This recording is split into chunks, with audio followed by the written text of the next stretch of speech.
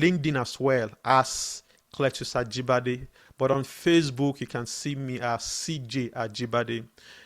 This web URLs here, this is for unlimitedcode.io, and then this is my personal website, which is actually a Medium blog where I blog and write about technology. So in case you want to follow me online, you can do so.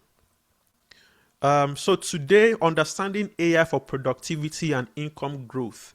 It is no longer news that AI is mainstream. AI is global. Everybody uses AI nowadays. But again, why do we want to use AI? What are the tools that are available to us as professionals, as young people? You may be in different in various career paths, right? You could be a healthcare professional, you could be a software engineer, you could be an admin person, or somebody who works with the government. AI can actually help you to automate most of the repetitive tasks that we go through as professionals. So AI can help you save time, it can help you boost productivity, and it can also help you grow income. Yeah, that's one thing some people do not know. Some people believe or just know that you just go to ChatGPT, it helps you craft your email or helps you generate your email or generate your text, and then you send it to somebody. You can actually use AI to make money as a young professional. You can create business out of running prompts using AI basically, because if you follow people who do this online, they'll teach you, they give you step-by-step ways, by which you can use AI to create or to generate income, right? Whatever business idea you've been thinking about, now is the right time to start using AI to brainstorm. Before the explosion of AI, that might have been a limitation, right? You might have, maybe had to go out to interview people, understand what the market is and all that. But today, with AI, you can easily do all that by just prompting the system. So these are some of the things we want to talk about today. So what is AI in simple language? Simple definition. AI is artificial intelligence. AI is now mainstream today. In actuality, AI has been for several years. In the 50s, in the 60s, that was when artificial intelligence, came up, and researchers, computer scientists came up with the idea of smart systems, right? But as we know it today with ChatGPT, Claude Code, and Copilot and all that, AI is everywhere. Using AI to generate images, generate videos. You see all those things on social media. It is AI. But I'm just trying to say that AI has been around for like over 50 years now. So, in simple terms, AI is software that can perform tasks that manually require human intelligence. Think of writing, think of, answering questions.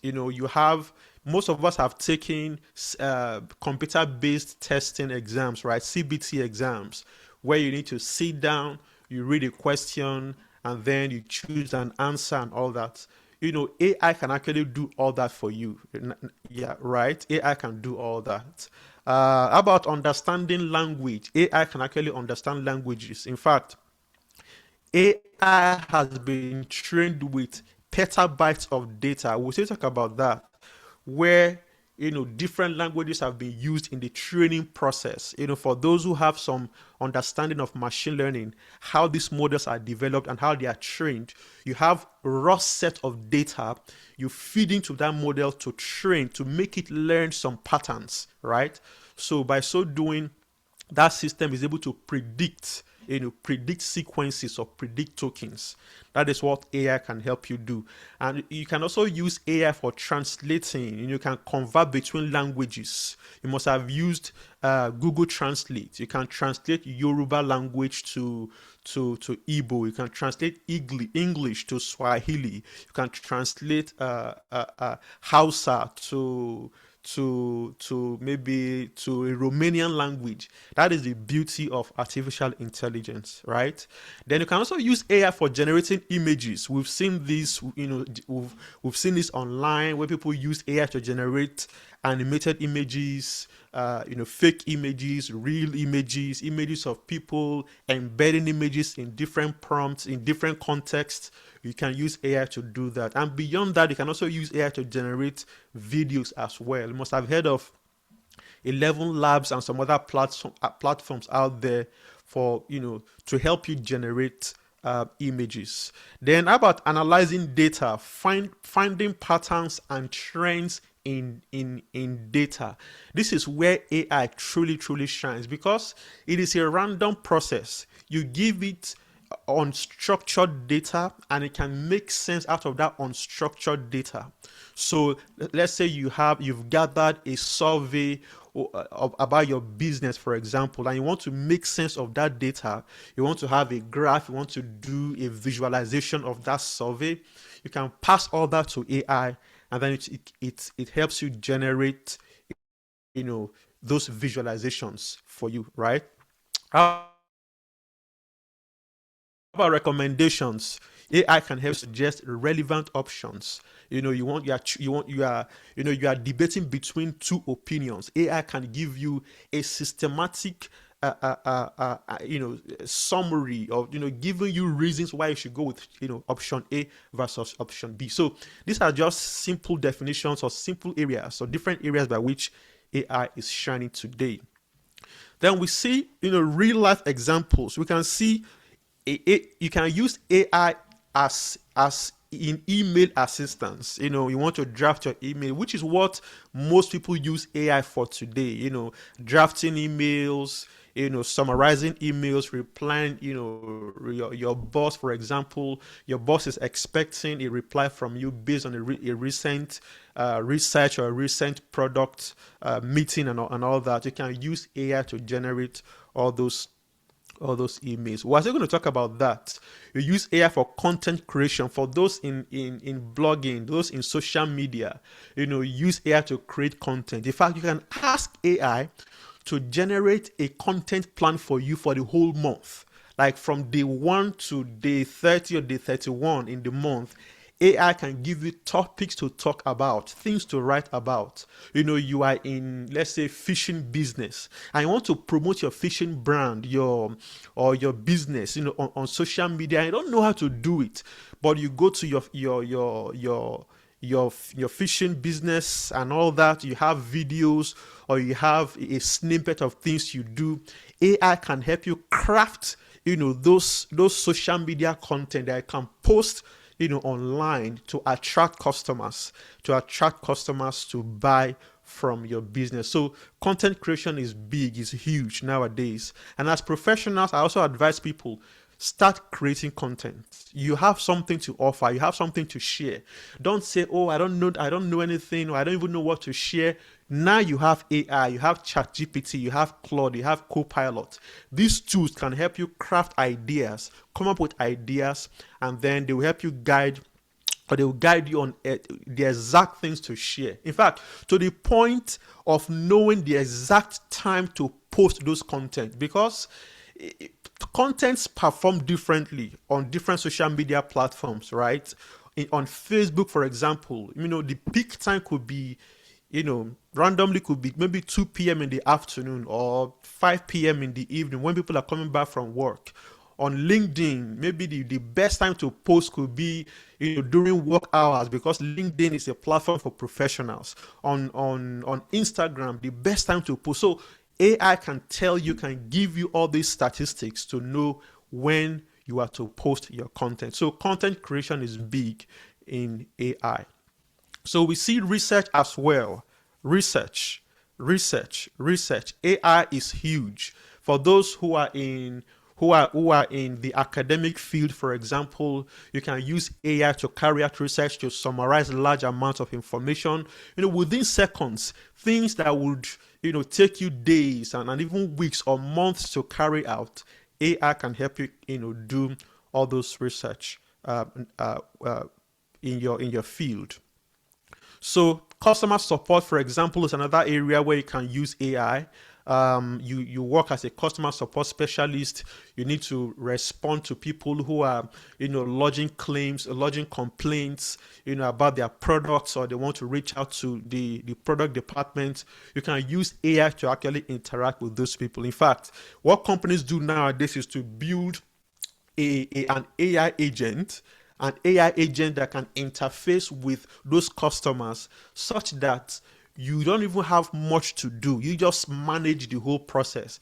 The AI can interact with the customer, can get their questions, can actually prioritize and choose what kind of customer it is. Is this person asking about product details, or is there a challenge with the product, or has the product not been delivered?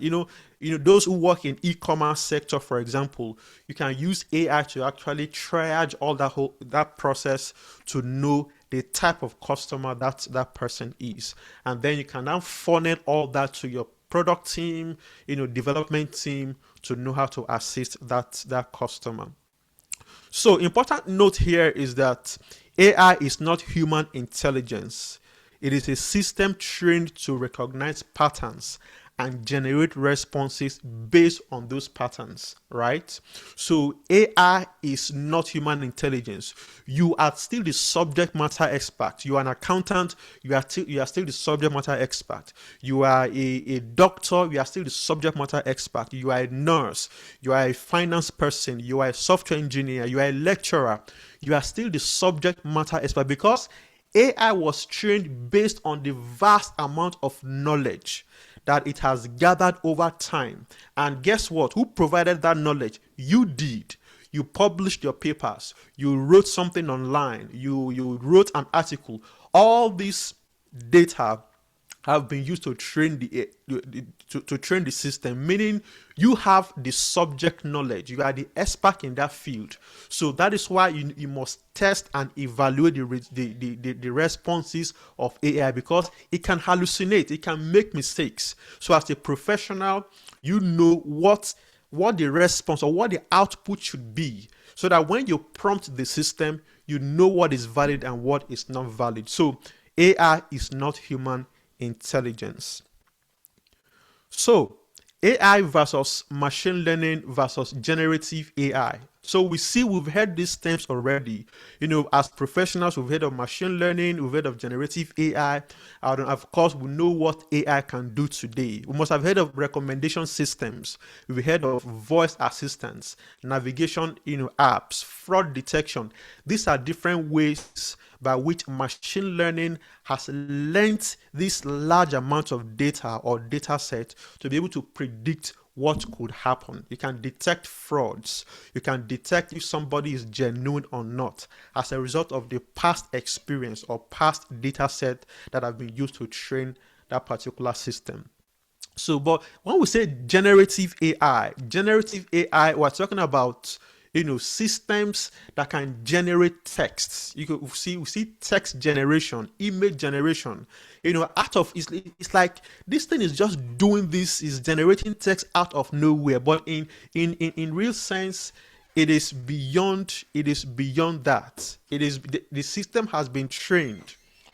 The system has been trained already, and there are different patterns and texts and petabytes of data that have been used to train the system. So when it generates text, it is based on the patterns it has learned in the training process. Like I said, as a researcher, you've published an article. As a doctor, for example, you've written a note. Somehow that note is now in the public domain. So the AI system can grab that information and use that to learn how to generate future notes for other doctors. So if a new doctor comes on board, for example, and doesn't know how to generate notes, they can just go to ChatGPT or a specific model for your domain and say, help me convert this to a proper doctor's note or a proper healthcare note, right? So based on the pattern it has learned from the past, it uses that knowledge to generate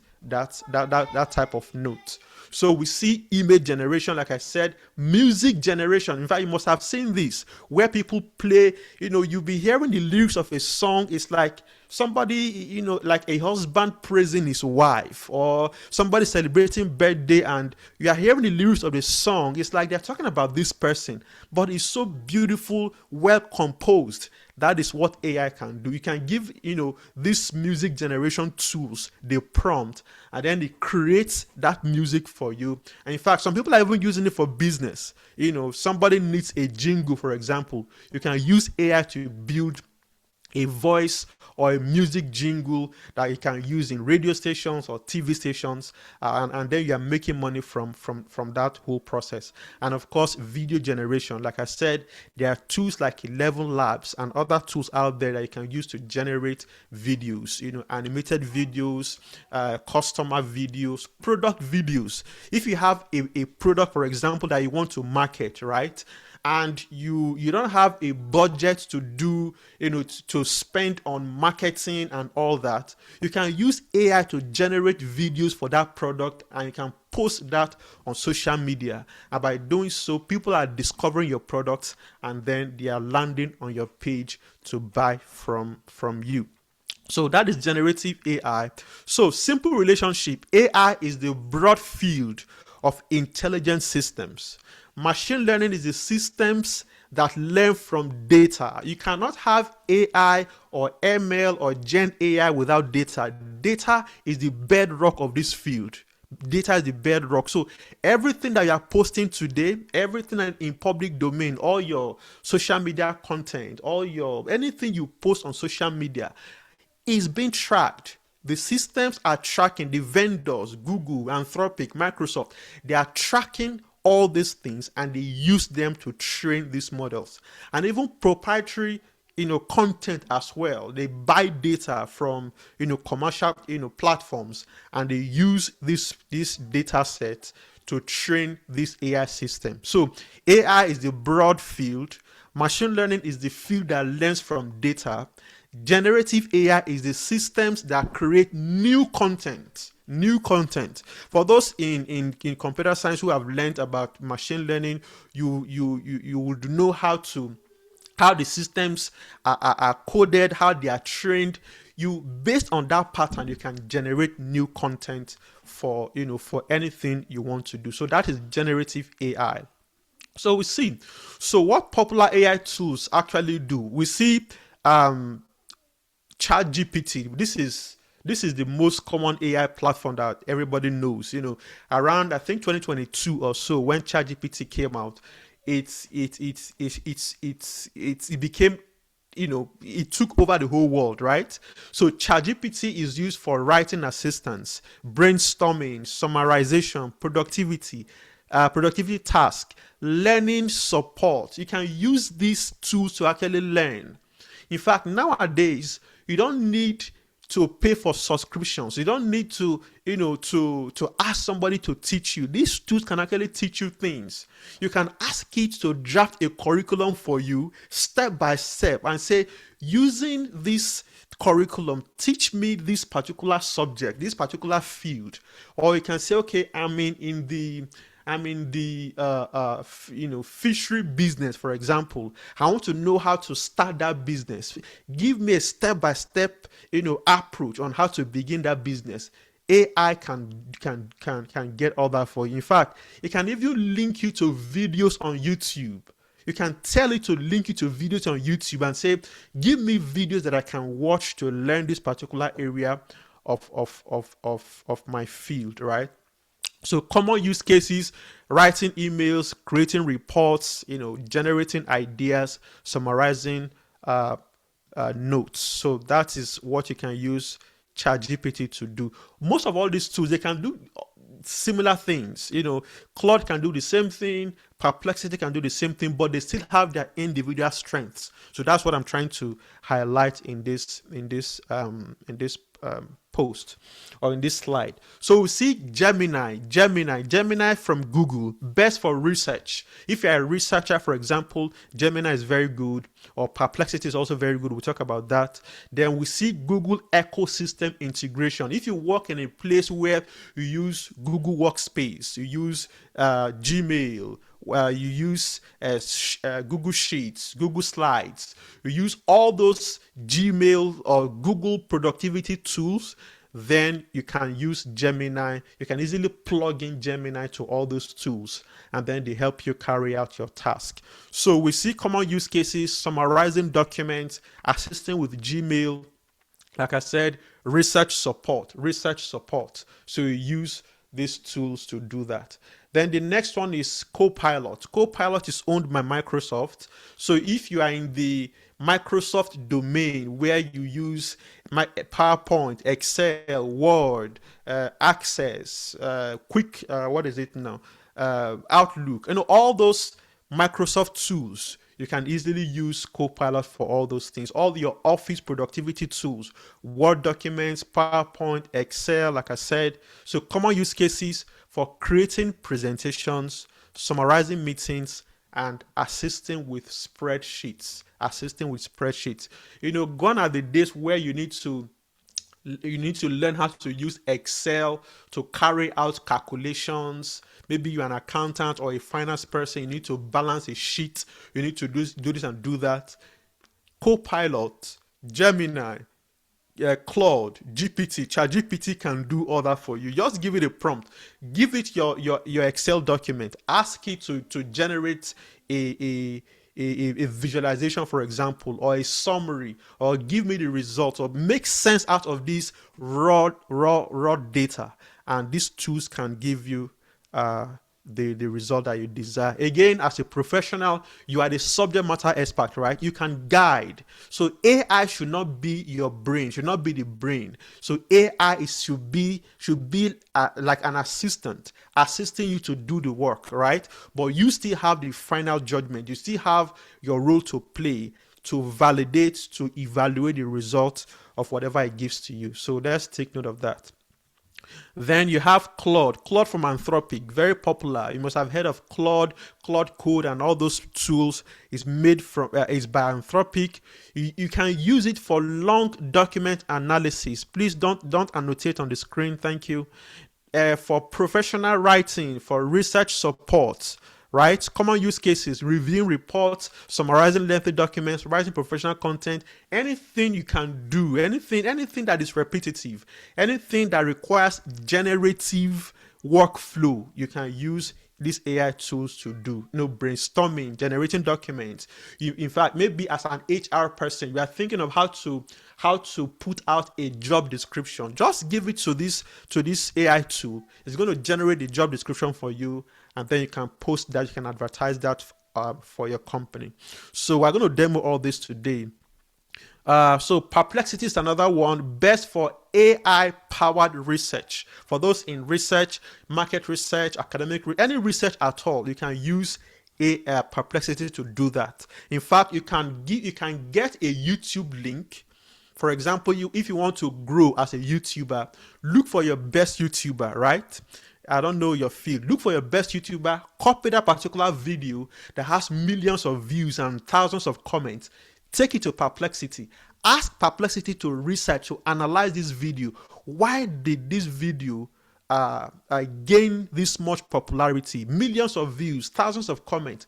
Perplexity will analyze it, give you step-by-step reasons why this video is performing so well on social media, and then you can use that experience to build your own video and post to YouTube as well. So you can use Perplexity to do all those kinds of research, finding current information, market research, fact checking, industry trend research. You want to go into I don't know why fishery is coming. Maybe somebody's going to be a big fishery business owner very soon. So you want to go into that business, you don't know how to start, so many information, random information on the internet. You can come to Perplexity or any of these AI tools and ask the tools to give you a step-by-step approach on what to do, or how to go into the fishery business, right? So that's how you use all these AI tools.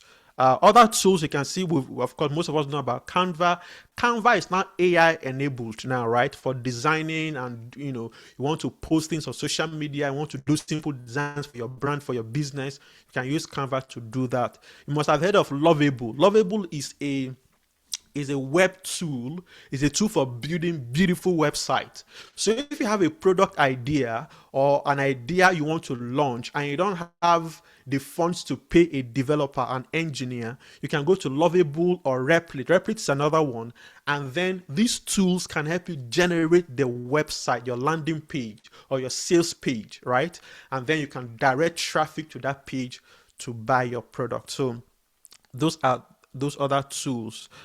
We see other essential tools. Notion AI is there. Zapier. Zapier is popular for automations when you want to automate repetitive tasks, right? For example, a customer lands on your page, they submit a query, right? You don't need to sit down to be analyzing that query, and you want that query to go into your sales funnel. Maybe you use Salesforce or Zoho Report or Zoho Desk or something. So from your landing page to your database to Salesforce or Zoho Desk, all that process can be automated with AI. And most of one of the common tools to use is Zapier.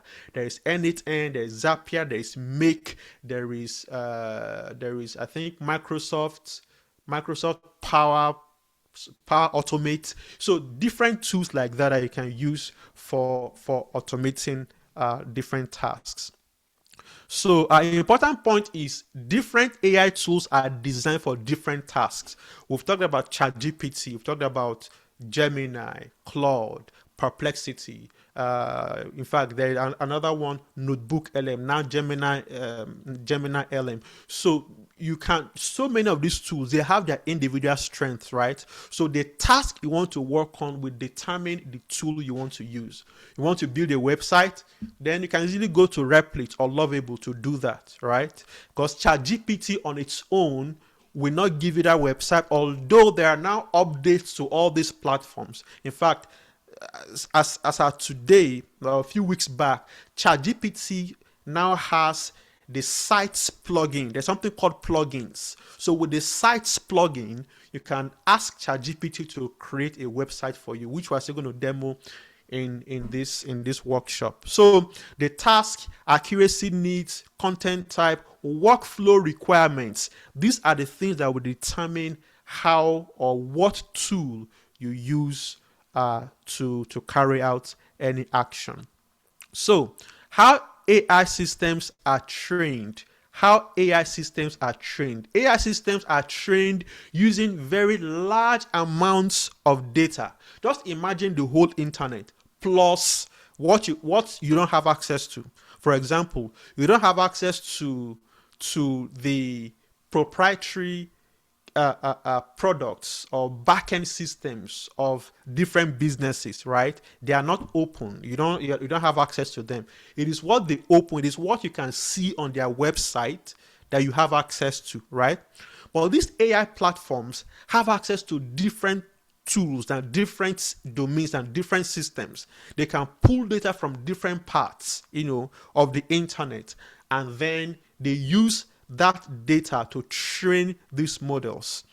So they are called petabytes of data. We know megabytes, gigabytes, and all the bytes, terabytes. They are now petabytes, so huge. Imagine the whole internet, right? And at your fingertips, going to ChatGPT, let's say GPT 5.6 Soul or Soul, the latest one. That means you have the whole of the internet at your fingertips just by typing, just by prompting it.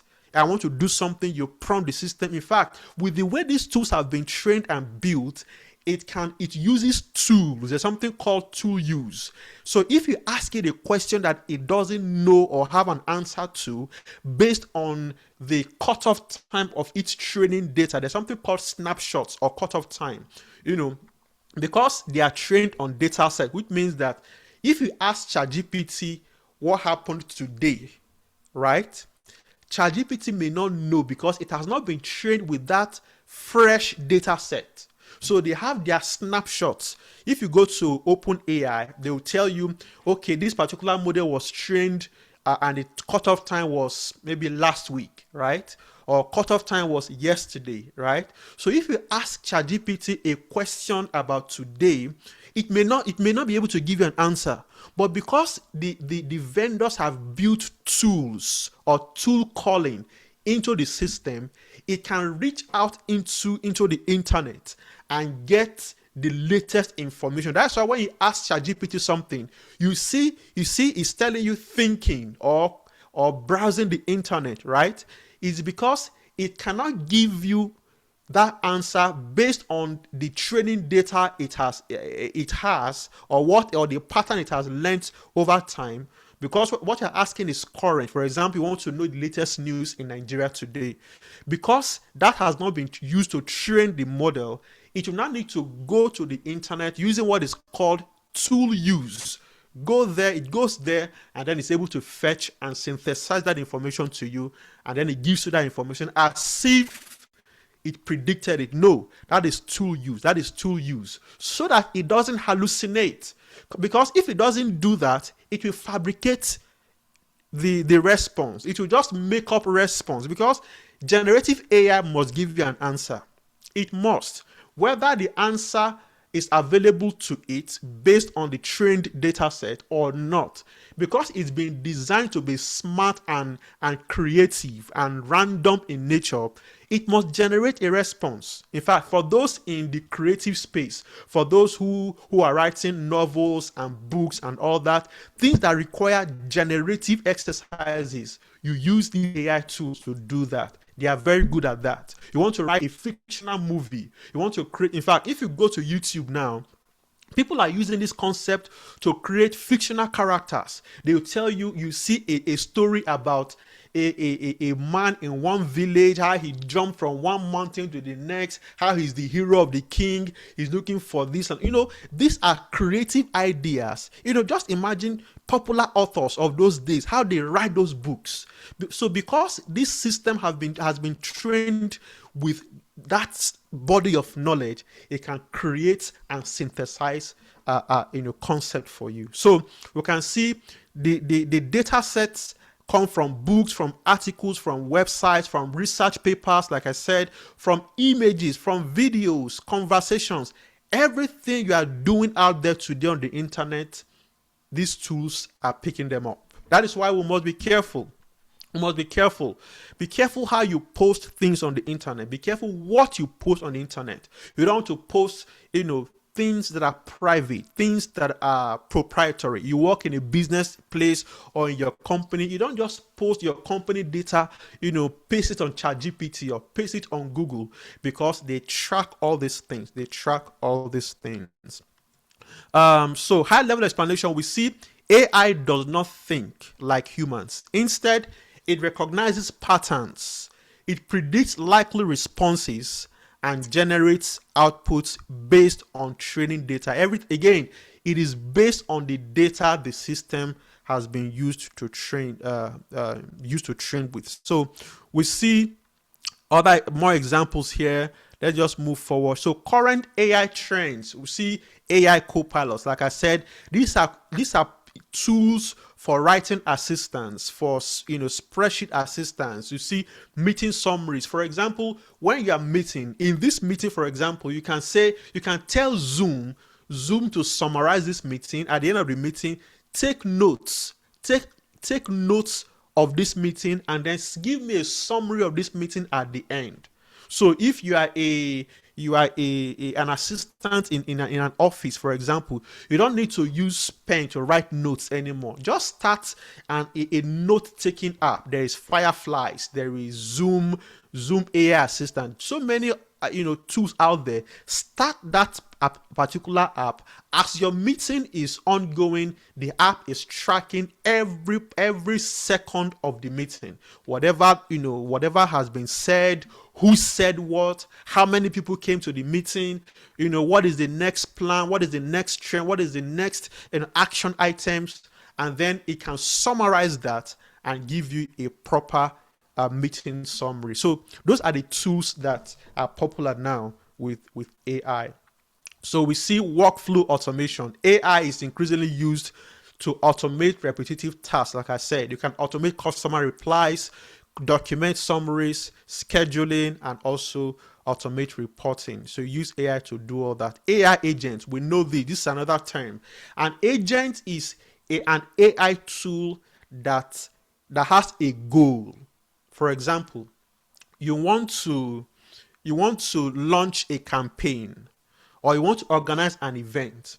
The goal is, I want 500 people to come to this event at, let's say, University of Ibadan, right? You are you are a speaker or you are a business person. You want an event where people will come to, just like this event, for example, at this particular location, but you don't know how to begin that whole process.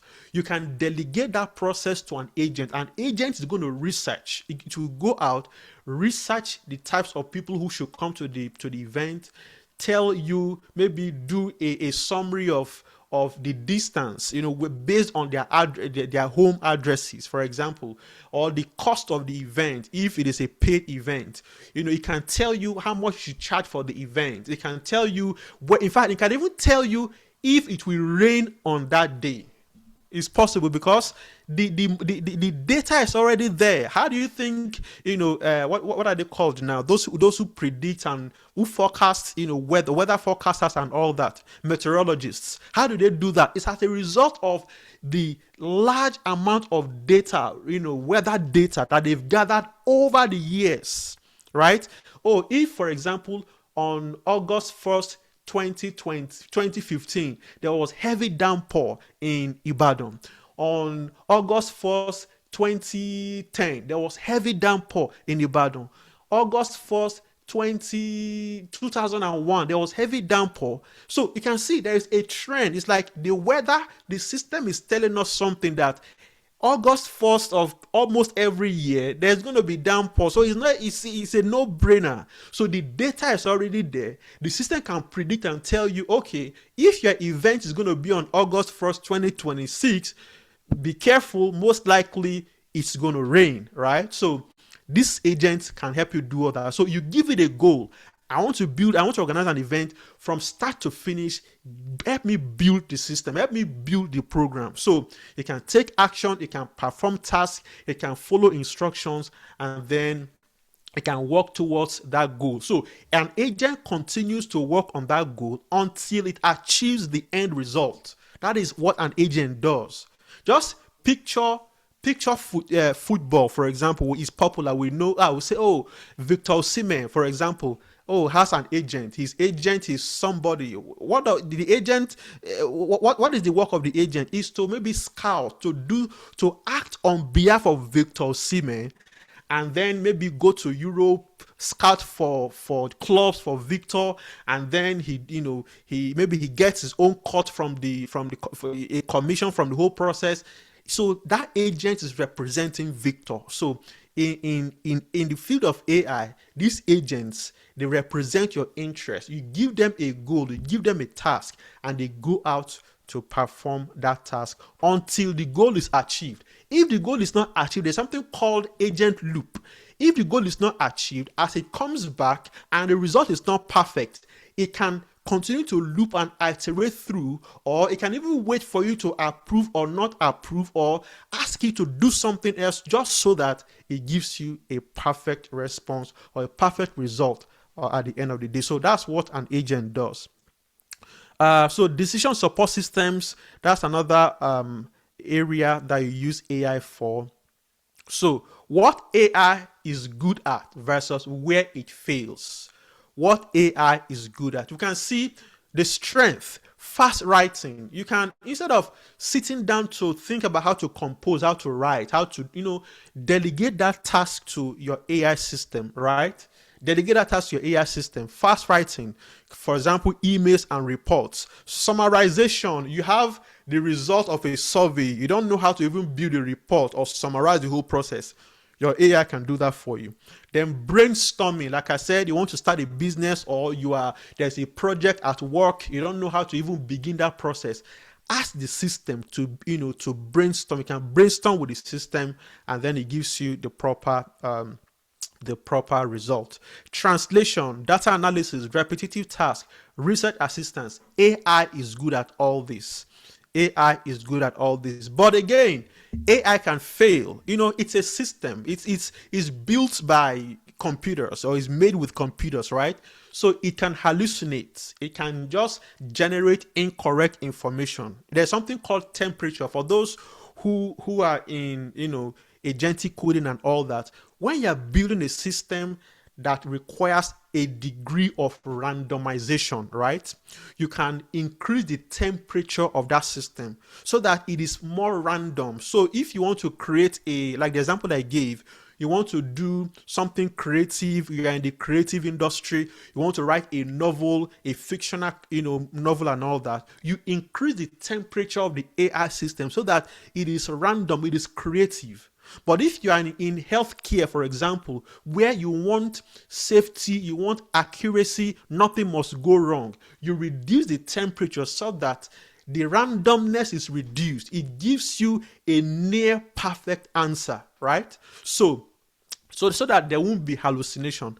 Then we see limited judgment, for example, poor business decisions. That is why prompting is key. Your prompting skill is key when you are using AI, for business, for any, sensitive area at all. You need the best prompt to pass to that AI system. How about bias, unfair outputs, context misunderstanding?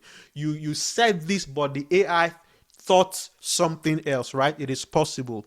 Accuracy limitations, wrong legal or medical advice. You can see if you are a lawyer or you are a doctor, you must be careful the way you use these systems. In fact, there are systems now that have been trained with pure medical data so that it is more accurate than or compared to the general purpose AI platforms like Gemini and Google and ChatGPT and all that. So there's something called benchmarks. So there's AI benchmarks. It tells you which models perform best for different domains. In mathematics, there could be one. In medicine, there could be another one. In healthcare, in agriculture, there could be another one, right? So you check those benchmarks to really know which AI tool or which model itself, because the tool is different from the model. So many of these tools depend on the underlying model, right? So take note. So the models are the ones you are benchmarking, right? So but the tools cannot use any of those models. So if you are a developer, for example, your cursor, your VS Code can use GPT 5.6 Sol, can use Claude Opus, can use GPT-4 Mini, right? These are different models, but within the same tool. So you select any model that gives you the best output. So important rule, AI outputs should always be what? Reviewed, verified, edited when necessary. So let's move forward. I want us to do some demos. My time is running out. Let's move forward. Instructions, let's move forward. Reflection questions, let's move forward. So imagine this. You have AI can save you time. That is what we're saying. As a professional, AI can really, really save you time, right? AI can save you time. You instead of wasting time doing this and doing that, writing reports, doing repetitive tasks, you can delegate all that to your AI system. So the workplace is changing, so we should understand what AI can do. So business operations, healthcare, in whatever field you find yourself, people, industries are plugging AI into their workflows. So you cannot afford to be left behind. If you've been thinking, oh, AI is just hype, I don't want to use AI, or AI makes mistakes. You still have to use it. You have to come to terms with all this, with the latest technologies, right? If you want to do your work fast, if you want to gain time, if you want to dedicate more time to doing what you love doing and allowing AI systems to handle the mundane or the repetitive or the routine tasks, then you must use AI. So in whatever field you find yourself, you need to know how to use these systems. So let's make progress. AI will not replace you. That is the question. Some people are saying, oh, AI is taking over jobs. AI is now this and that.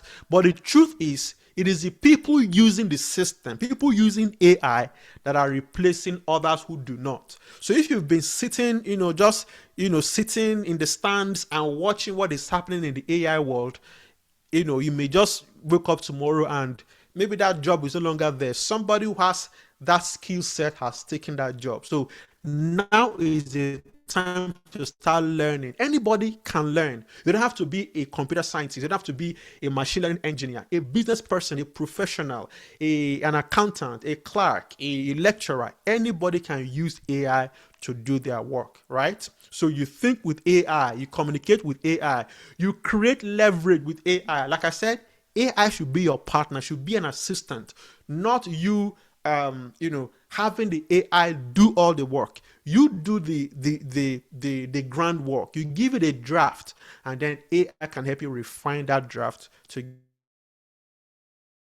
give you an accurate result. So again, AI is not magic. You already know how to use AI. Most of us do that. We have ChatGPT app on our phones or on the browser. We use that. But the question is, how do we use it? How are we leveraging the capabilities of these tools to do our work, to make money, to design things, right? That is what we're talking about today. So what it does well, we said for writing drafts, summarizing, brainstorming, and all that. We talked about this. Can make progress. What AI cannot fully replace. AI cannot replace you. We've said it. You are the brain. You are the subject matter expert. So human judgment and intuition is still very, very important. Emotional intelligence. AI cannot do that. AI is not human.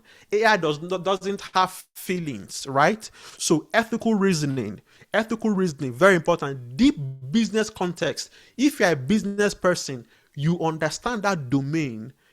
So you know how to prompt the system to guide you to generate proper responses. Leadership and vision, trust and credibility, relationship building.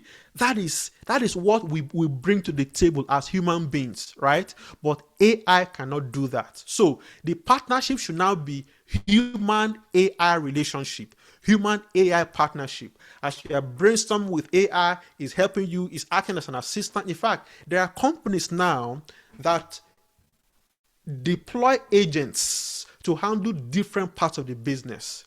You need a marketing assistant, there's an AI agent to do that. You want a software engineer, there's an AI agent to do that. You want a researcher, there's another agent to do that. So they bring all this multi-AI agent system together to run their businesses. So in a company that maybe hitherto we're managing 20 people, 30 people, all of a sudden now you have agents, AI agents now running different parts of the business. And then the manager or the CEO just employs one or two persons to manage the whole orchestration of those agents, right?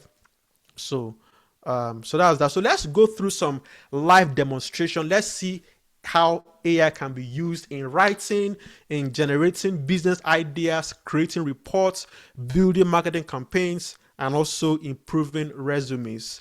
We see, again, better prompt equals better results. If you want your AI to give you the perfect solution, to give you the perfect result, you must give it the best prompt. In fact, with the latest technology, with how these tools are being trained, you can even ask the system to help you generate the best prompt. In case you may not know, the words to use, the right words to use, you can ask the system to give you the prompt, the actual prompt. You just nudge it, give it the first part or the first draft of what you want to do, and then ask it to come up with the best prompt that will give you the best result. The system can do that, and then you use that prompt to ask the agent to generate the result that you desire. So we see And look at this prompt, for example. This one says, this is a strong prompt example. It says, act as a business manager. Yours could be act as a meteorologist. Yours could be act as an accountant. Act as a pastor. Act as a what other field again? Act as a health professional. Act as a nurse. Act as a social media person, right? So you are giving it context role. We're still going to talk about that. You are giving it a role. So it says act as a business manager. Write a professional follow-up email to a client after a project meeting. Full stop. Keep it concise, polite, and professional. You can see. Now look at the different parts of this prompt, right? There is a role is defined. This manager is the role. Because remember we said that the AI system has been trained with petabytes of data from the internet, from Wikipedia, from books, from articles. So it has learned the patterns and the ways of a business manager. So imagine having billions. I don't know how many business managers are out there in the world, right? Let's just guess. Let's say 900 million business managers. So imagine having the knowledge, the experience, the skill set of 900 million business managers out there. Because look at the world of coaching. When you want something done, you want to be good at an area, you look for a coach who is succeeding in that area. Is that not so? Oh, there's a brother who is succeeding in this business. Bro, please come and give me some ideas on how to do this. That's coaching. You are picking the brain of that person, of that individual.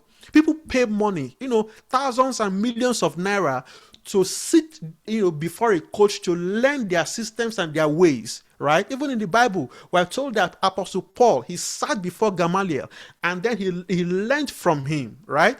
So this system has been trained with the ideas of business managers. For example, maybe 900 million of them. Now you have all those, you have that knowledge at your fingertips. You just as a business manager, you can even tell it in this area of industry, in healthcare or in legal field. Do this.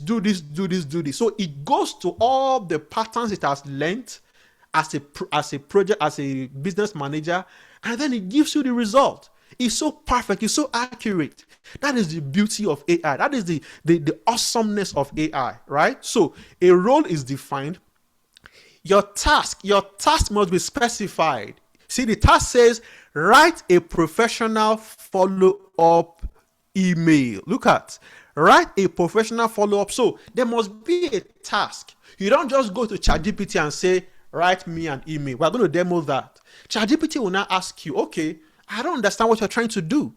What is the context? Who is the email for or to? Who are you writing it to? What is the idea behind this email? So you give it all those contexts, and then it gives you the best result. So context provided. Look at, after a project meeting. Oh, the system will now say, okay, this email is about a project, not about birthday celebration, not about, oh, thank you for coming to our meeting. Oh, not about the report from last week. No, it's about a project meeting. So it uses that context of project meeting because again, it has learned the patterns of how project meetings emails are written in large format, right? And then it uses that pattern to now predict and generate your email for you. So constraint set. Look at constraint. The constraint is, I said it should be concise, polite, and professional. So it's going to use this language, this constraint, to structure, the email. So it's going to be concise, it's going to be polite, it's going to be professional. It's not going to be a casual email. It's not going to be an email to a professor. It's not going to be an email to your friend. The way we send emails to our friend. Hey, my guy, how far now? Do this. It will not do that, right? Because you've given it a constraint that it should be polite, it should be concise, it should be professional. So it uses that constraint to generate your response for you. So we see, so the secret most people don't know is that prompting is the key. In fact, there's now loop engineering. There's now graph engineering. Prompting. There was a time, you must learn prompt engineering. Prompt engineering is good. It's good to learn. And I still emphasize that. Learn prompt engineering. Understand how prompting is used. If you don't know how to use how to prompt, ask the system to teach you how to prompt. It's going to teach you. So we see prompting brings clarity. You give it context. You are specific, include details, right, that shape the output. Then give it more instruction. You can even give it an output format. Should the result come back to you as a Word document? Should the report come back to you, the result come back to you as an Excel document? Should the result come back to you as a JSON file for those who are programmers, or as a CSV document so that you can easily import to Excel, or even as an Excel document? So you can tell the system, give me the results in an Excel format. Give me the results in a tabular format, right? Maybe we are comparing two things. So you give it all that context, and then it generates the results for you. So this is the professional prompt formula. Number 1 is the role. Number 2 is the task. Number 3, the context. Number 4, the constraint. Number 5 is the output format, like I just mentioned, right? The role is who is this person? Who is this prompt for? What should the AI is asking you, what should I act as? Should I act as a professor because I have vast knowledge of professorial data set, if you can use that word, right? Or should I act as a doctor? Or should I even more specific, should I act as an oncologist? Should I act as a physiotherapist, right? That is the role. Then the task, what should it do? Be specific and action oriented. For example, write a 500-word proposal or create a 30-day plan. That is the task. There must be a task. Like I mentioned the other time, if you're a social media person and you are struggling with how to get social media content, ask ChatGPT in the next 30 days, based on everything you know about me, which we're still going to talk about, which is the context. Give ChatGPT context. Upload your documents. Give it your social media URL. Give it your Facebook address, your URL. Copy if that's not possible. Copy things about you. Upload your resume. Upload your articles. Your LinkedIn profile. Upload everything, and then it will now use that knowledge to now give you a response. So it will now say, okay, in the next 30 days, based on the fact that you are in this industry, these are the things you should start talking about. You want to grow in this field, talk about this. Don't say this. Post this content at 2 p.m. West African time on Facebook. But on Instagram, post it at 8 p.m. because a lot of people are online by 8 p.m. Statistically, I'm not the one saying this. It is the system telling you, right? It said, tell you, okay, by 8 p.m. Nigerian time, a lot of people are online on Instagram. So post this type of content so that it can reach a lot of people, right? So you give it context.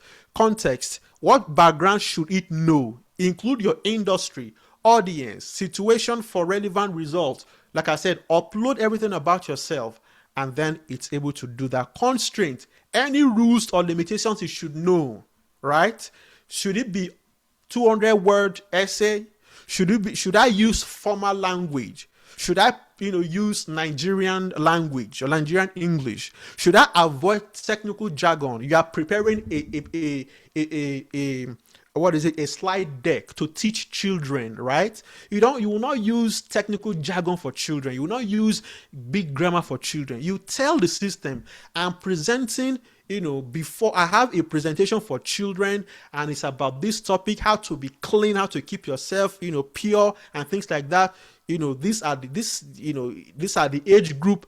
All that you are given in context. It uses that context to be able to generate a result for you. Output format, how should the response appear? Is it in bullet points? Like I said, is it a table? Is it in Excel format? Is it a Word document? You can specify that. In fact, you can even say, give me a PDF version of it. So the system can convert it to a PDF, and then, or even a PowerPoint, and then you have that and can start presenting. So let's see some example again: role, task, context, and so on and so forth. So email writing, let's quickly do a demo. Let's go to ChatGPT. I'm going to open another tab and go to ChatGPT because it's very popular. That's why I'm using this. Right? So we're still going to talk about ChatGPT today, but quickly, in fact, my time is really running out.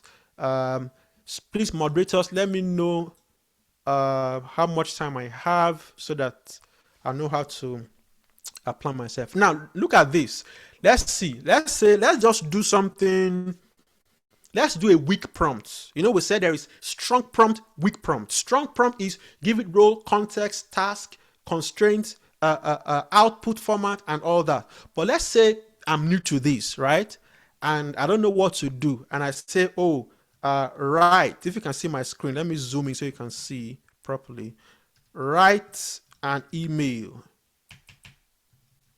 This is a weak, if I can type, email. Where's my letter M? All of a sudden, my M is not working. Oh, okay. Write a draft. Let me see if this will work. My letter M is not working. So, see, it says sure. You can see the system is confused. It's like, okay, what would you like me to draft? It's just like somebody coming to you and say, bro Peter, write me a draft. You'd be like, what are you talking about? What draft? What is the content? What am I writing about? Why should I write, a draft? Or what exactly are we talking about, right? So you can see how the system is asking you, what are you drafting? See, is it an email? Is it a letter? Is it a proposal? And optional, you can describe. So it's not limited. It's giving you options. So it may not be an email, it may not be a letter, it may not be a proposal. Then describe what exactly you want it to draft. So I can say email. Let me just say the first one as email. And then she's thinking. It now says, what is the email about? So if you ask me to draft an email, it is logical for me to ask you what the email is about, right? So you can see the system is so smart. It's saying, okay, is it a request? Is it an announcement? Is it a follow-up? Then tell me more, right? I can say, okay, it's about an announcement, right? Number 2 is selected. It now says, what is the announcement about? Now, we are going through all this because we gave the system a weak prompt initially. So we are going to demo a strong prompt now. So because the systems are now very smart, they are being trained, they are being developed, they are being upgraded every day, is able to ask you things like this. In let's say GPT 1.0, 2022, 2023, ChatGPT could not do this. It can just hallucinate, or it can just generate something, and then it's now random. You now have to start correcting the result, right? But now the systems are getting smarter by the day, right? So now it says, what is the announcement about? I can say about an event. Let's say this event. So look at what it's going to draft for us. See, it's drafting. See, look at how it has given you placeholders. See, look at it says you are invited, : join us for a placeholder, the event name, dear recipient person, right? So I can come to this point in ChatGPT. When it gives you this type of window, this is an editable output, right? You can see this type of window. You can see this edit button here. You can see copy, you can see open in email, you can send and all that. So I can come here and start editing all these. Join us for the YPF AI training, right? That is what I want to do. Dear, I can say, dear Pastor Pastor James. Let's say Pastor James. My letter E is still not working. I don't know. Dear Pastor Peter. Let's use Peter, right? So you can edit all this directly. I am pleased to invite you to give the event name to taking place on date and time. The event will be held at the location. This event is designed to briefly, do this. Whether you're looking to learn network and all that, event details, the event name, date, time, and all that. And then you can copy this, and then you send it as an email. That's doing this on ChatGPT. Now, the systems are now very smart to the point that you can do all this directly in your favorite email client. Let's say Gmail. If you go to your Gmail, you can use AI to generate emails and then send to your clients or your customers or your people, immediately, right? So that's that. So we see email writing. So invoice details, polite requests, offer help, whatever context you want to build, right? You can do that. So look at this weak prompt, like we said, write an email. This is a weak prompt, like we said already. It is vague, it's generic, it's not clear, no purpose, it is poor quality. It has poor quality output. It's going to require heavy editing. But then the systems are now very smart. They can ask you follow-up questions to make sure that it does not hallucinate. So, but let's demo a strong prompt, right? Let's demo a strong prompt. Let's do something. Let's say, remember, what are the strong prompt patterns? Number one is your role, right? You have your role, you have your task, your constraint, your text, your output format, anything you want to add. And again, you are not limited to just all this. Anything you want to add, you can add so that you get the best output. So I can say act as a social media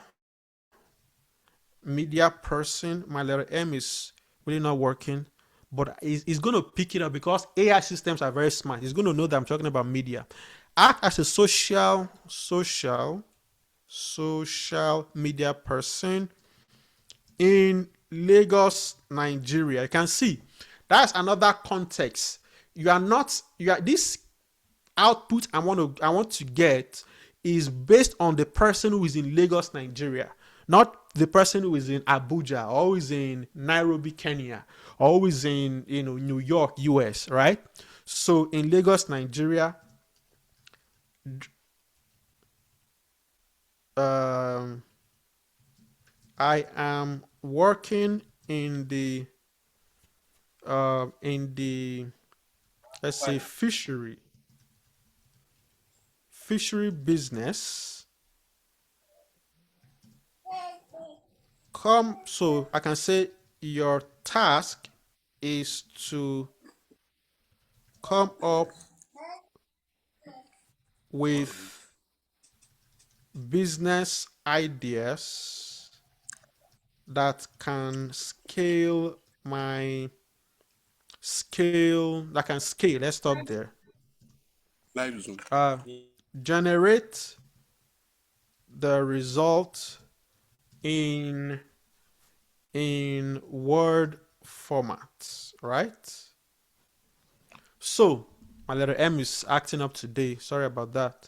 In Word format. So look at this now. Act as a social media person. That is a rule. I give it a location. I say I am working in fishery business. I'm giving it context now, right?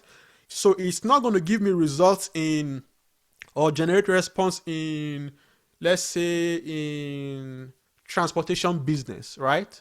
So it says your task is to come up with business ideas. So this is the task we are given to it, with business ideas that scale. Generate the result. This is the output format in Word format. So let's send this and see what this prompt will get, the result will be. So I'm going to send this. So now look at this. It says yes. So there's now work. So it's asking me to do something.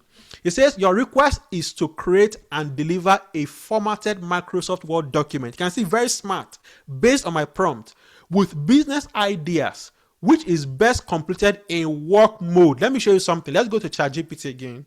ChatGPT. Look at the top of my screen, you can see chat and what? And work. So it's telling me that the kind of result that I want, it goes beyond what ordinary chatting bot can do. So it's asking me to switch to the work mode. Look at, see, if you switch to the work mode is more project oriented. It's more work oriented. So as a professional, you have work to do, like the task we're about to do now. It's a work oriented kind of work. So you can switch to the work mode and then you put your prompt here. So in this place, it's very smart. I can say yes. It's asking me switch to work for a better experience. I'll say yes. I'll click on this one, continue with work, and I'll continue, and then it's going to do that. You can see conversation moved to chat GPT work. So this is ChatGPT. There's also Codex. I'm going to show you Codex. Codex is a desktop app. So it's ChatGPT and Codex together in a desktop environment where you can work on project and do so many things, and which you can also do on ChatGPT web. So look at the result.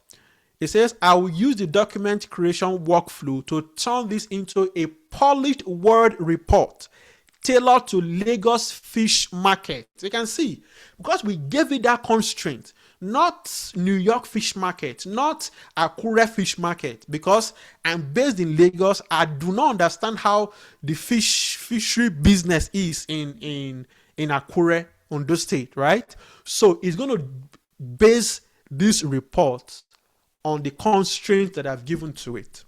So you see, it says, I'm shaping this as a practical growth playbook, not just a list of ideas. It will include the strongest scalable models, target customers, monetization, Lagos focused. See, Lagos focused social media tactics, and a 90-day launch plan, which I did not even ask you to do. You can see how smart the system is. So it's going to give you a 90-day to launch your product or your business. So is working. So while that is ongoing, let's go back to, so let me show you other aspects of or things you can do with ChatGPT while this is ongoing. So on ChatGPT, on the left, you see so there are different plans. This is ChatGPT Plus. Let me go to the pricing. GPT pricing. So there is the free one. Let me go to pricing. So see, the free one is $0 per month. So you have limited access to the GPT 5.5 instant. You have limited access to messages and uploads. Because it is free, you have limited access to most of these things. Then there is the Go plan. You have all these benefits. There is the Plus plan. You have all these benefits. There is the Pro plan. In fact, Pro plan has two formats. There is the Max plan, which is about $200 per month. So if you need something 5 times or 20 times more usage, Pro reasoning with GPT 5.6 Soul Pro, which is the latest model, right?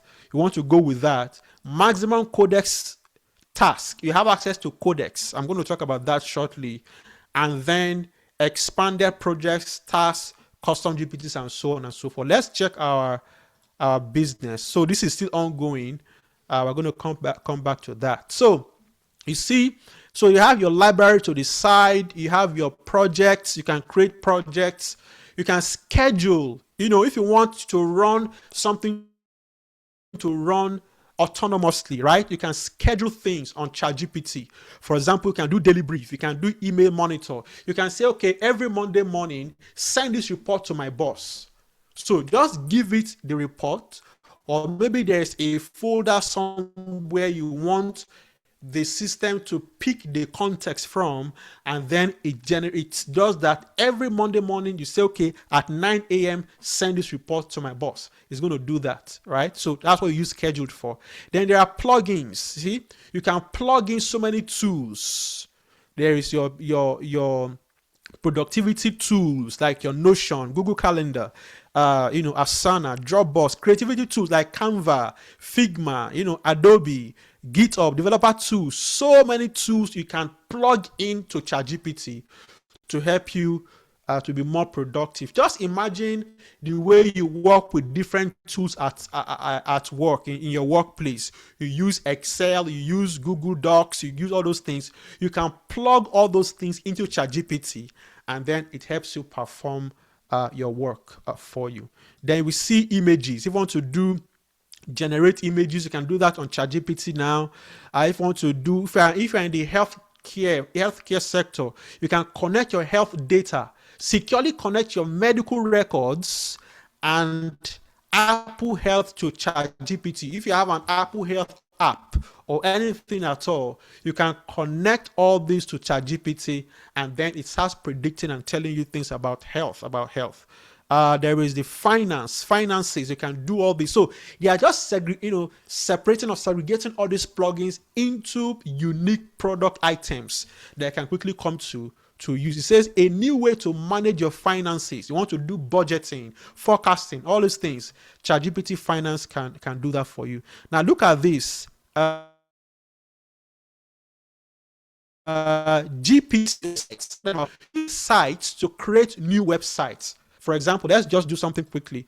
I can say, you can see the way it gave the sites plugin. It says, make me a site about, and then you start putting the context here. I can say, make me a site about new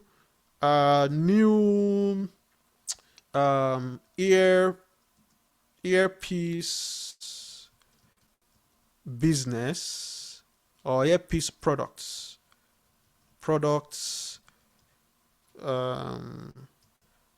in Ibadan, right? Something random, we're just demoing. So if we do this, ChatGPT will try to create a landing page for a fictional earpiece product business, right? Let's just run this and see. So that's running. So our fishery business is done. Look at it, says completed the Word document with 10 scalable fishery business ideas. You can see opportunity scorecard, recommended business model, Lagos focused social media strategy. How do you market the product on social media? It's going to give you all that. Weekly content plan, 90-day launch roadmap, sales organizers. Please let me know when I'm to stop. 90 days launch roadmap, sales funnel, metrics, risk, and controls. Now let's view that. Let's view this. Now look at, beautiful, see, business growth playbook, scalable fishery business ideas for Lagos. You can see it gave all the core recommendation. It tells us executive summary, right? Look at, we can expand this. Executive summary. Executive summary, Lagos offers a strong setting for modern fish business, a large urban customer base, restaurants, caterers that need dependable supply. You don't need to go and start doing market research by yourself. This tool will do the whole market research, give you executive summary of that fishing industry or fish business industry, and synthesize everything together as a business plan, a business idea. So why the opportunity is attractive? Nigeria remains a net importer of fish, signaling a meaningful supply gap, right? Opportunity scorecard, it tells you ready to cook fish brand, startup level is medium, recurring revenue scale high. This one is telling us that, okay, if you want to do this type of business, this type of ready to cook fish brand, the recurring revenue is very high because a lot of people use or cook with fish, right? You make a lot of money. Scale potential very high. This helps you to now start, ideating on how to go about this business. Look at something that has, very high revenue.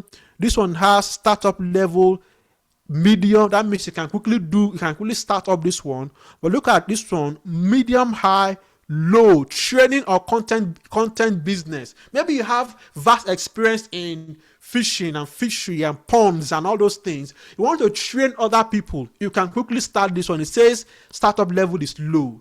Just create create a flyer, advertise your brand, come together, post pictures about on how you are managing your fish business. Let people see that you truly own a fish pond, right? Once they see that, they can come to your lecture or to your training and learn from you. So you don't need any startup capital to do that. That's why he's saying it is low. You can quickly do that, set that up, right? So this is what you use ChatGPT. You can use ChatGPT to do. Let me check my chat so that to know when I'm told to stop. Where is my chat? Where is my chat? To know when I'm supposed to stop.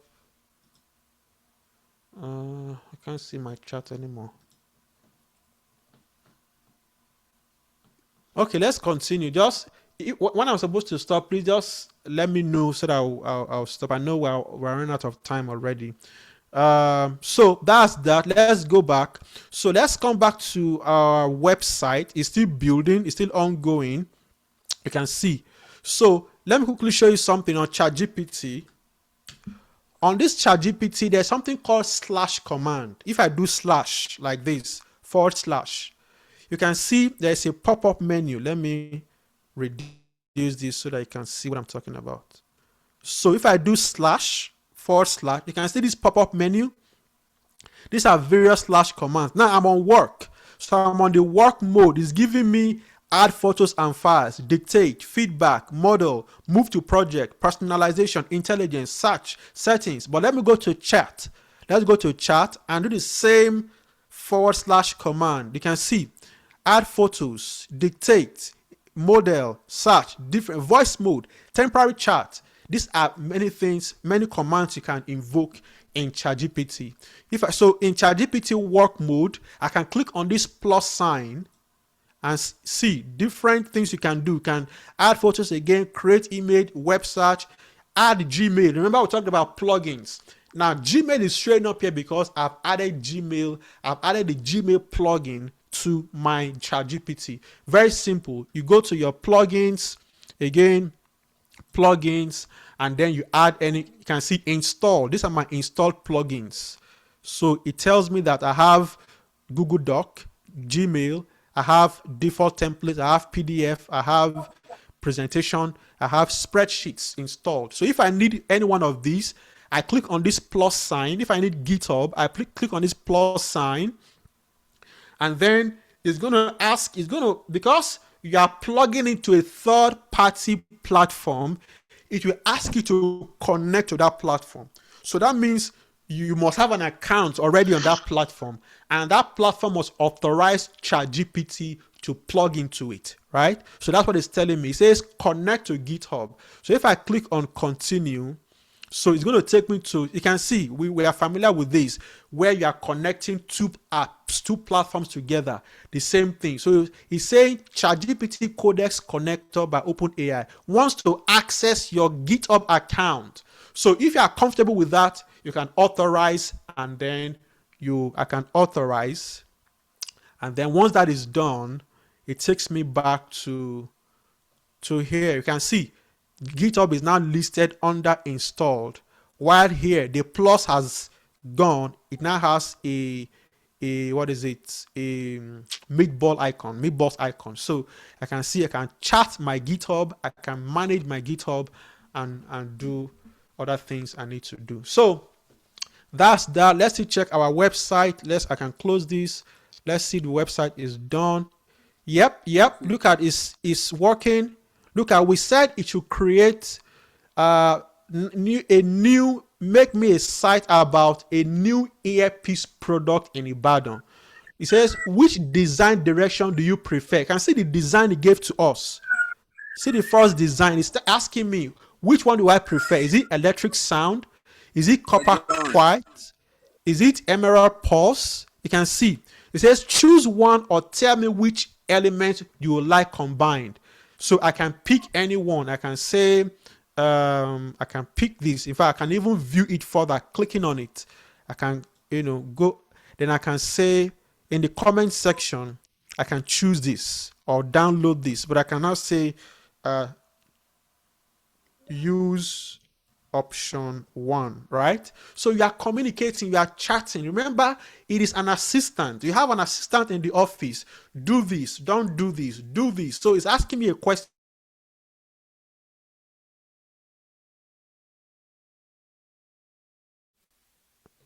Yeah, I was muted. Can you hear me now?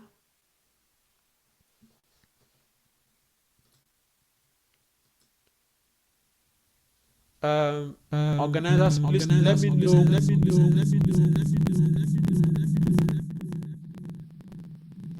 How much time do I have, please?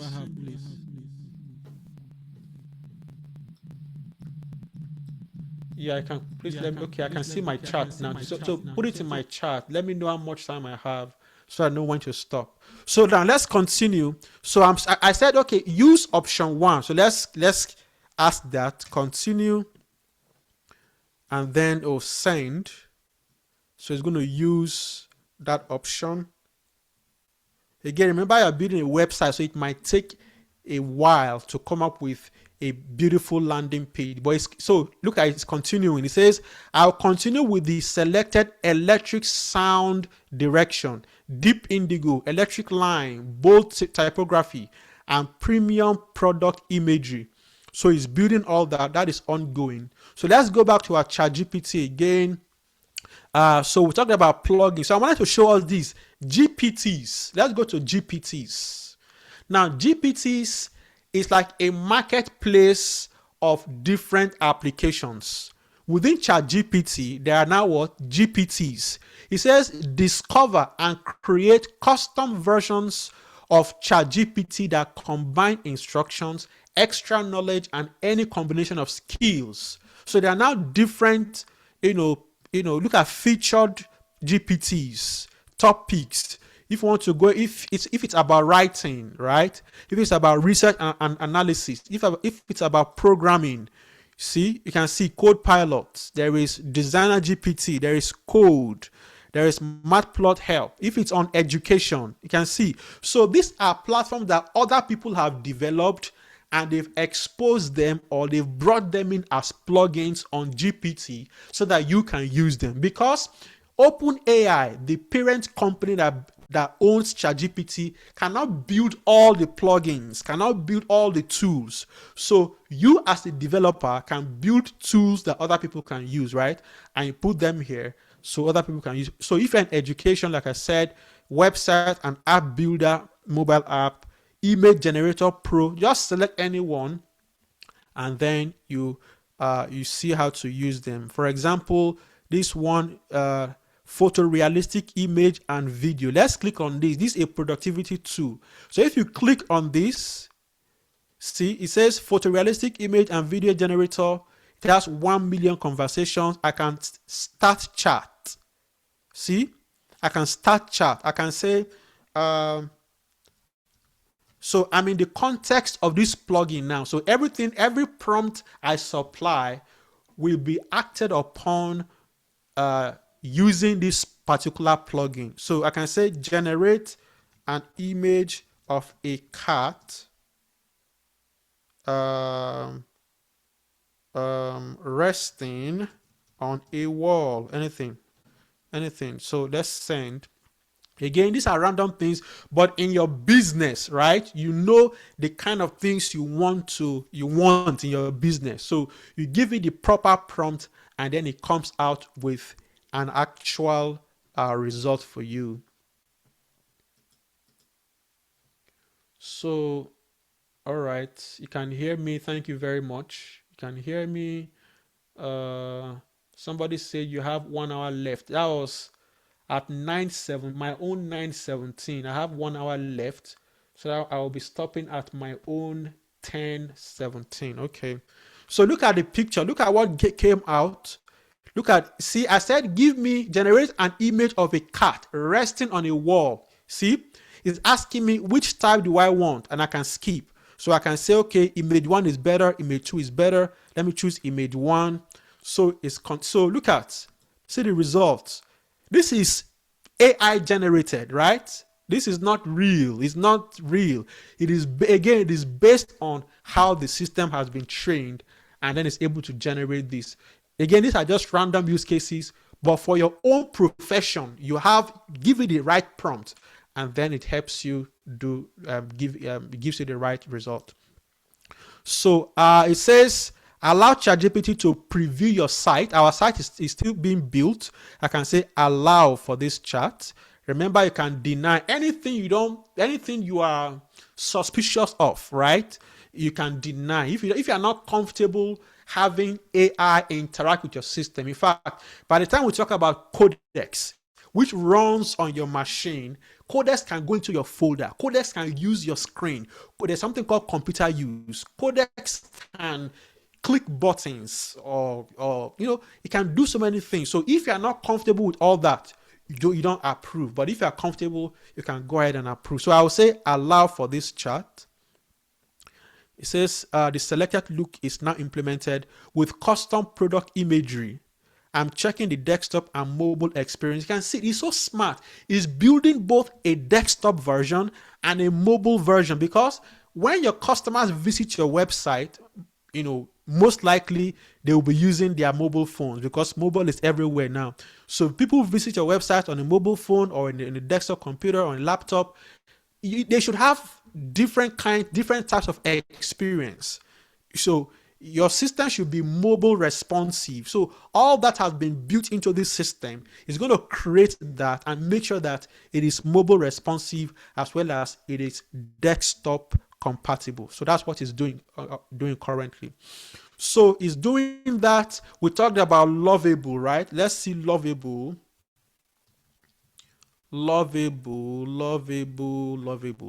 home. So it says build something lovable, create apps and websites by chatting with AI. All of them are doing basically the same thing. There's Lovable, there's Replit, there is so many of them. Meta, what is it now? Manos, so many. In fact, that one is even it's a huge ecosystem on its own. So you can do all that. Put the same prompt here. Build me a website about new earpiece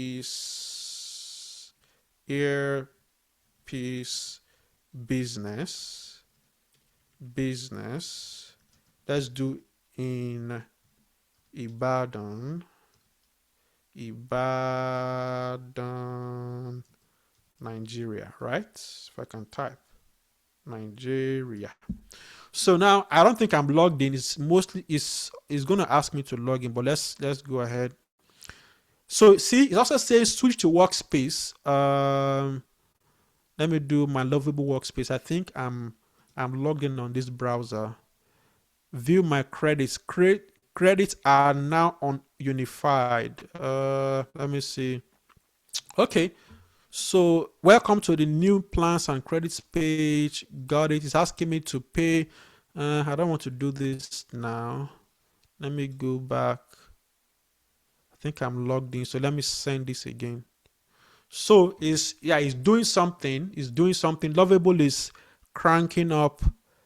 So let's go back to our earpiece business. It's still ongoing.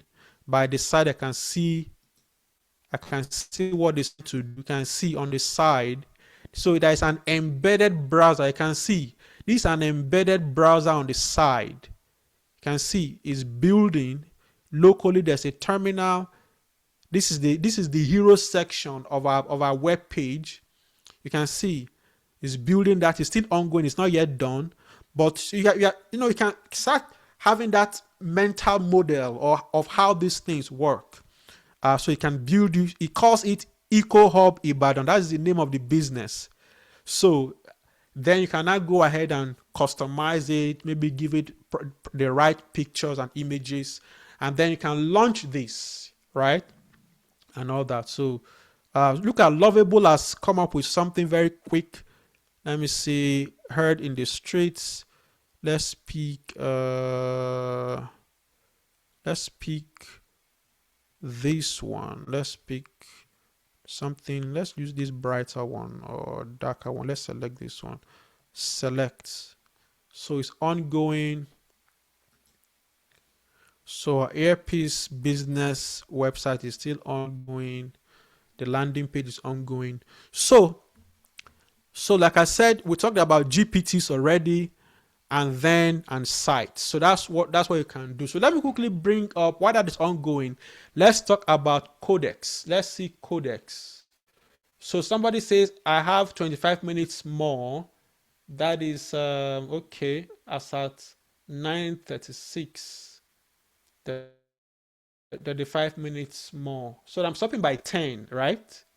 I should be stopping by 10, my own 10 a.m. Okay, so we'll soon be wrapping up. So this is codex. Let me bring up codex. Codex, I have it here. Codex.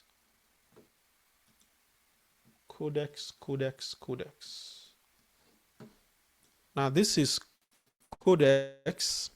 So codex, like I said, is a unified app. So you have both codex from the latest version of codex. It now contains both codex and ChatGPT. Look at on the top left corner, you can select which tool to use. There is a ChatGPT and there is codex. So if I select codex, you can see it has switched to what? To codex. Remember we talked about codex being a tool, a desktop tool for work, right? Assuming I want to have I have a project, I'm a business person, I have a document I want to work with. I can create a project. I can say create, you use this plus sign to create a new project. I can say business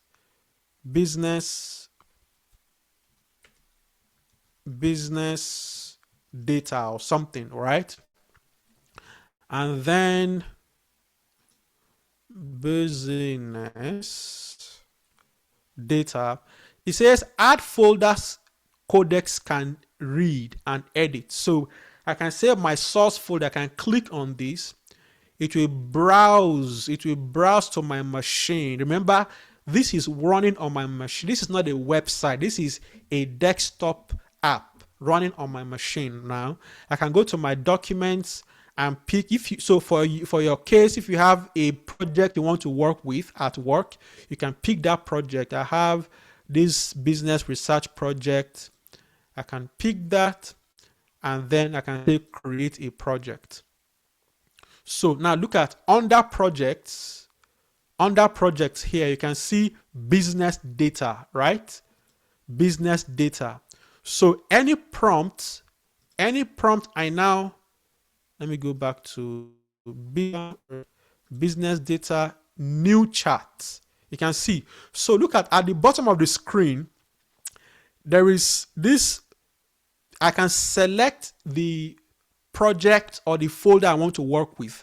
Let me close out this. You can see it says choose project, because this place, by the time I start typing or entering prompts, I need to enter prompts that will act on the project I want to work with, right? Let me close out this. So I can say choose project. So let me select the project I just created now. New, I think, is it business doc? Let me see. Choose project. I think it's business data. We created business data, this one. So business data.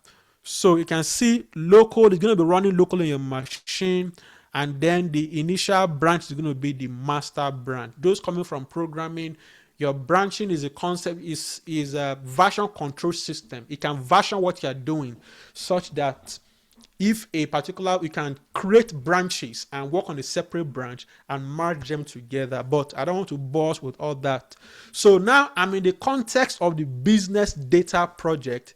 I can say, so if you have a business at work, your manager gives you an assignment and says, okay, there's a project document in particular drive, go and do research on that project, generate a report for us, we need to present it to the CEO, and you have no idea of what the project does. You can come here and say, okay, because this project is selected, I can say analyze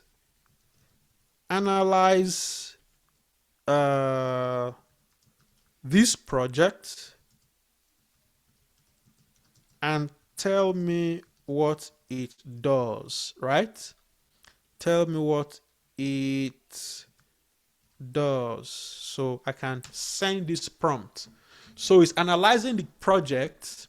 It's telling me what the project does. It says I will inspect the project structure and its key entry points, then summarize what it does. Let me even show us what is in that project. So remember, I selected a business document in my document folder. Let's go to that folder quickly and show you, no, not this one, and show you what it does. Let me just open it from here. Let me go to documents. I think I selected this business research folder. So if you can see my screen, these are just random business, random business documents. There is a customer.csv, there is meeting samples, there is paid sales report, there is sales orders. For example, if I open this, let's open this with a software. Let's do LibreOffice. You can see this is a sales order report. It's telling me order number, the date, the customer that placed the order, the name of the service, the quantity, the unit price, discount rate, payment status, whether it's paid or not. This is invoice, this is paid, this is pending. So you want to make sense of this data, you want to do visualization, you want to do reports. You don't have to waste your time doing all this manually now, right? So remember, I'm inside the project, right? I'm inside this project. I can ask ChatGPT to give me or research that project and give me a summary of the sales order. How many customers even paid? Or what is the total order placed, right? All these things, you can do that in ChatGPT. I have 4 minutes to wrap up. 4 minutes to wrap up. Somebody's saying there will be 10 to 15 minutes Q&A session after this section, and also request your stand telling us. All right, I'm going to do that. I'm trying to race against time. So he's still analyzing the projects, trying to understand what the project is all about, and then it's going to give us the result. So it says the README confirms this is a sample business automation workspace rather than a conventional software app. This one says the key findings so far. This repo contains a designed demonstration of an invoice follow-up workflow, but not executable automation code. I'm checking the embedded tables. It's still doing all that. I can see it's still working and doing what it's supposed to do. So once that is done, we can ask follow-up questions. In fact, you don't even have to wait. I can create a new chart while this is ongoing. That is the beauty of these tools. You don't have to wait. Remember, we want to save time as professionals. I can create a new chart. See, I'm saying within the business data context, and I can say what is the total sales from total sales of order placed, right? Order placed. I'm asking it a question. If I run this prompt, it's going to be running alongside the other one. If you can see my screen, there are now 2 prompts that are running. You can see something is spinning. Something is spinning here as well. You can see. So this is ongoing, calculating total order sales. It says, I will inspect the project files to identify the order data and calculate the total sales for placed orders. It says, I found the order ledger.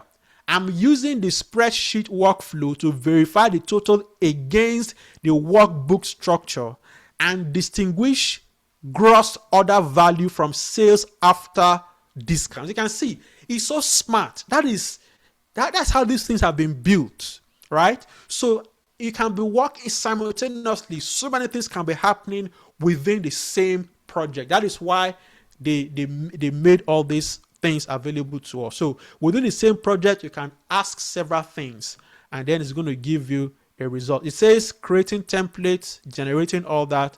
This is still ongoing. So this is done. You can see it reviewed the project. Look at how it analyzed it. Look at the project is a fictional business automation demo. Yes. It says its intended workflow is run smoothly at 8 a.m. In fact, there is a workflow that I created in the past that runs every day at 8 a.m. It's telling me that. It says it loads, there's a load customer and sales order CSV file. There is validate customer and order records, identify unpaid orders and match them to contacts, generate invoice PDF. That is the intention of the workflow. Is to draft reminder emails from there. Now look at what the files represent. Look at how it detailed all the files in that project. Customers.csv. It tells me, it says 5 customers and their contact details. It has gone into that file, pulling out content, pulling out statistics. Look at the sales order.csv. It says 6 consulting/service orders with quantities, discounts, and payment statuses. Just what we saw here the other time, right? So the system is giving us a breakdown of what this file contains. Look at business workflow.xls. This is an Excel file. It says a formula-driven Excel dashboard backed by copies of the customer and order data, which I've done in the past. So telling me everything about the project. It says current sample results. Look at it, had even given me a summary. It says the order data produces total net order value $27,000, $27,100. It says paid sales $5,850 across 2 orders. Let's go and check. See, look at the orders. Remember, we have paid and paid. Only these 2 orders are paid. Paid and what? And paid. If I zoom in, oh, I can't. Where is mine? But if you can see, cell number 2 is a paid order, and cell number 4, I believe, is a paid order. Just those 2 cells, I mean row. Just those 2 rows are the paid order. So it's so smart. It detected that. It says, where is it again? It says paid sales 5,850 across 2 orders. Very smart. If you look at it, it adds 2,500 plus this a paid sale. The quantity is 1, and another one 1,800. Quantity is 2. It multiplies 2 times 1,800. That's 3,600 plus 2,500. That should give us what is here in this place. So very smart. Active customers, three active customers. Paid share of the total net value 21%, 21.6%. So look at how it's pulling out, statistics and letting us know what's in that project. But in this particular prompt, we asked it to just do the total sales. Look at it, says the total sales for all 6 orders placed is this value, and then gross sales before discounts were what? $31,000. So you can check all this. It is basing these results from this particular Excel document. So that's what you can get with AI. So I'm going to stop here today. I believe because of our time, we may not be able to continue, but let me see if our Lovable website is ready. Yep, I believe it's ready. Let me,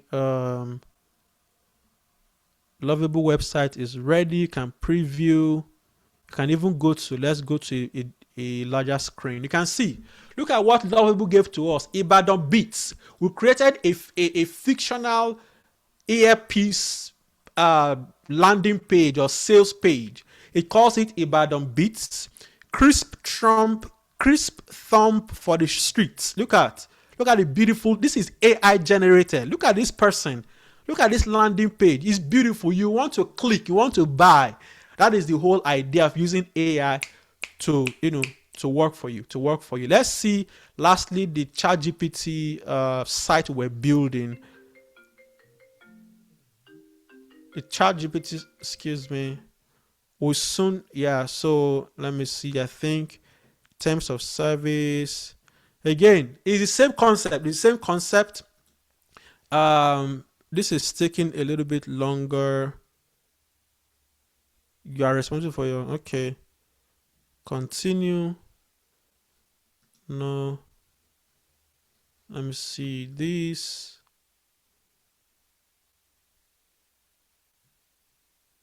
So I can't. Okay, so view the published website. So we can view.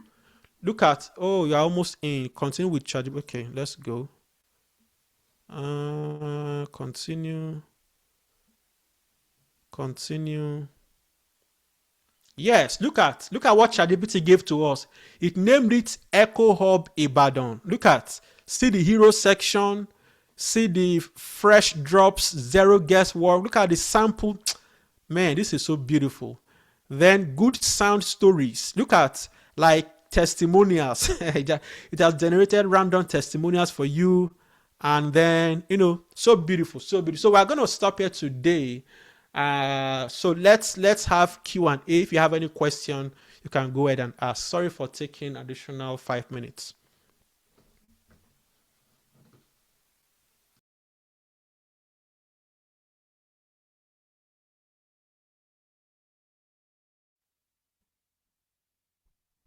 Thank you very much, sir. Thank you very much, sir.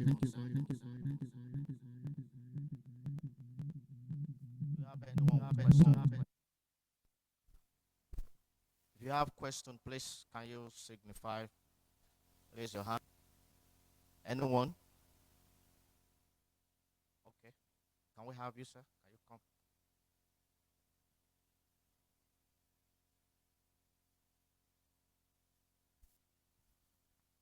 Thank you.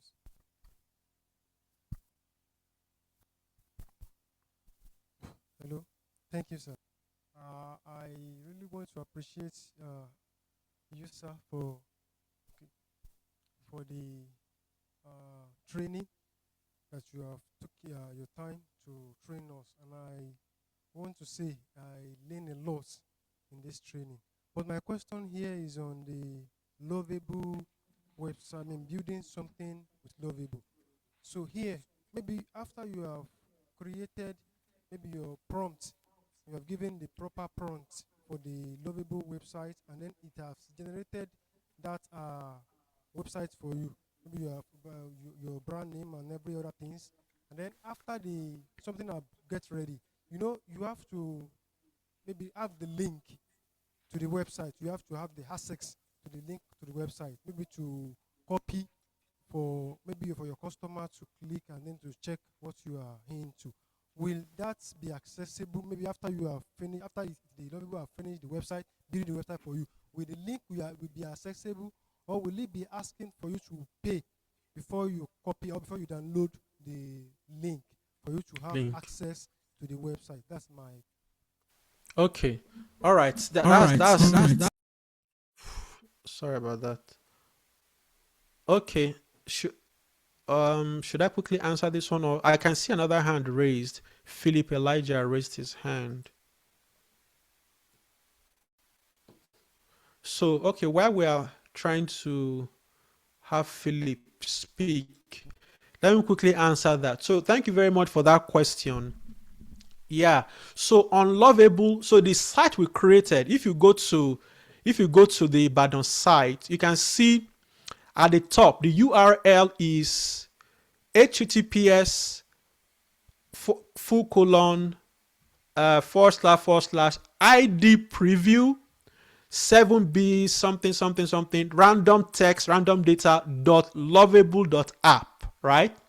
So as a business owner, you don't want to, again, if I send this script, this link to you, but I've not published, I believe you should be able to view it.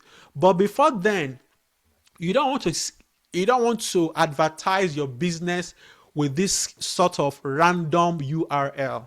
Number one, there is no brand identity here. Nobody can remember this random text when they want to search your business. There's no brand identity. So that's where the custom of branding and brand identity and creating a custom domain for your product comes in, right? So let's go back to where we designed this. If you see by the top right corner, you can see publish. You can see a publish button, right? If I click on publish, so it is generating a website URL. Again, this is still a random URL, but again, it's better than the other one we saw. I can copy this and then click on continue. So if I copy this, let's go to this. I don't know if it's going to work because I don't have a paid account, but let me paste it here and see if this will work. Okay. Oh no, it's not working. Not that one. Let me see. So publish, edit. Okay, I did not edit it. Let me copy. That's done. Okay, I can continue first. Let's continue. So it says, who can see this website? So this answers the question now. I'm publishing this website to the public. So continue. If I'm satisfied with the name it gave to me, it says Badan Earpiece Hub. I can rename it and do, if it is available. Let me put an I here. Ibadan Earpiece Hub .lovable.app. You see, their own brand is still there, so we'll still get to that. Now let me save this. Yeah, so luckily that link is available, and I can click on continue. So it's going to, I'm publishing this to the public, and then it says continue again. Add info to help people find your site. For example, do you need an icon and title? You can do all that here. The description of the website, do all that here. You have social media images, upload that here. So once that is done, I can click on continue. So review and publish. This is the URL. Visibility is public. Website info has been updated, and then I can do publish. So once it is published, anybody over the internet, anywhere in the world, can visit that link and they will have access to your website. And I'm going to copy the link and paste it on the chat. You too can visit it where you are right now. Let me do that. Once it is done publishing, you'll be able to visit the website anywhere in the world. So now that's that. Like I said, for a business, you need brand identity, right? So you need to go and get a domain name for your business. If you have, okay, for this kind of business now, I want to name it ibadanbeats.com. If that domain name is available, you know how to get a domain name. You go to GoDaddy, go to Namecheap, go to any of those domain hosting platforms. So, okay, our app is live. Look at it, says your app is live. View app, and I can share. I can copy this link. Let me paste it on the chat for you so that you can view it right there at Ibadan. Paste. That is the link. The link is live. If you can get the link, visit that website and let me know if you can see it. Then, so I can view the website. Look at the link it gave to us. Ibadan-earpiece-hub.lovable.app. So this link is live. It's hosted directly on Lovable. So Lovable provides, hosting servers to host their website, the website generated. So if you've done yours, you are ready to publish, you can do it this way. It's public.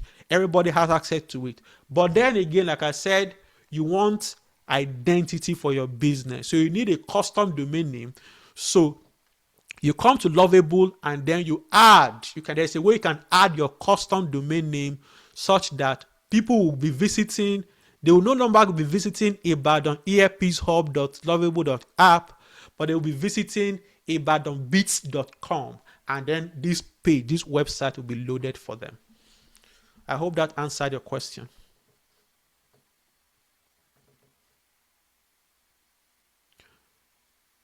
All right, the next question, there's a question in the chat. Somebody's asking, hope we are going to have your slides. Yes, I'm going to send the slides to Pastor Yanu so that he can send it across to us.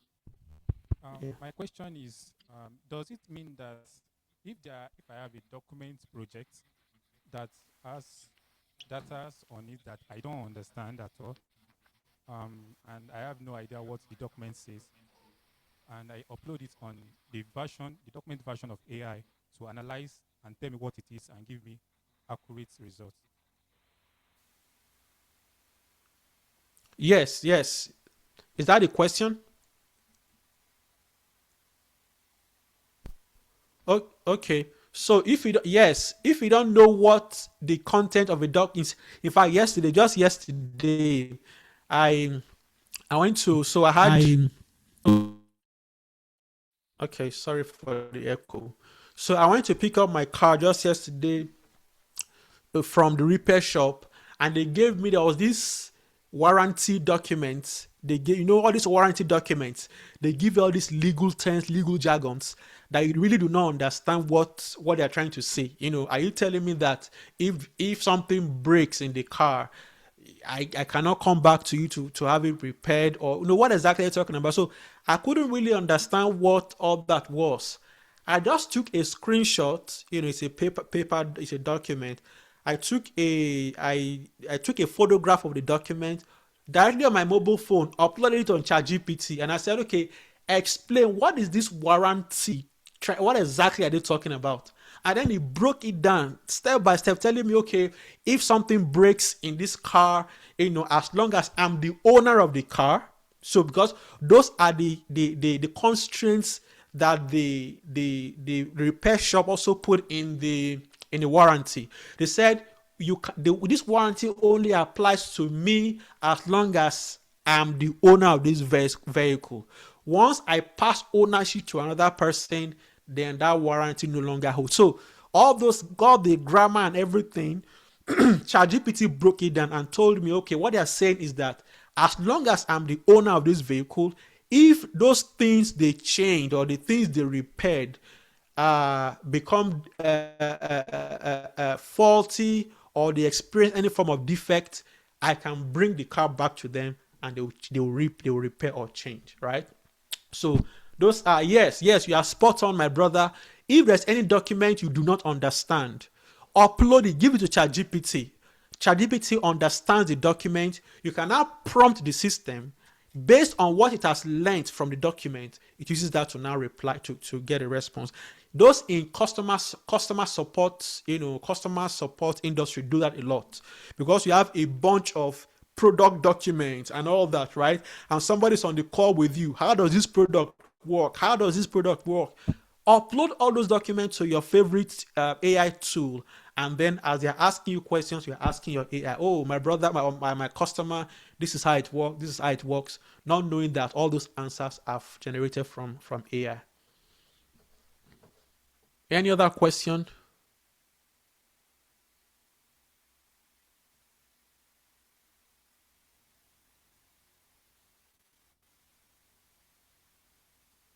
Philip is still raising his hand. Philip, Elijah, you can go ahead and speak if you can speak.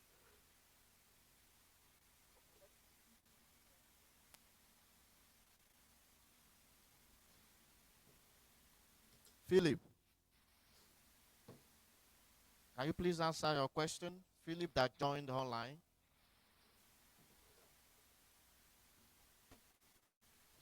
Is he able to unmute himself? Can he unmute himself?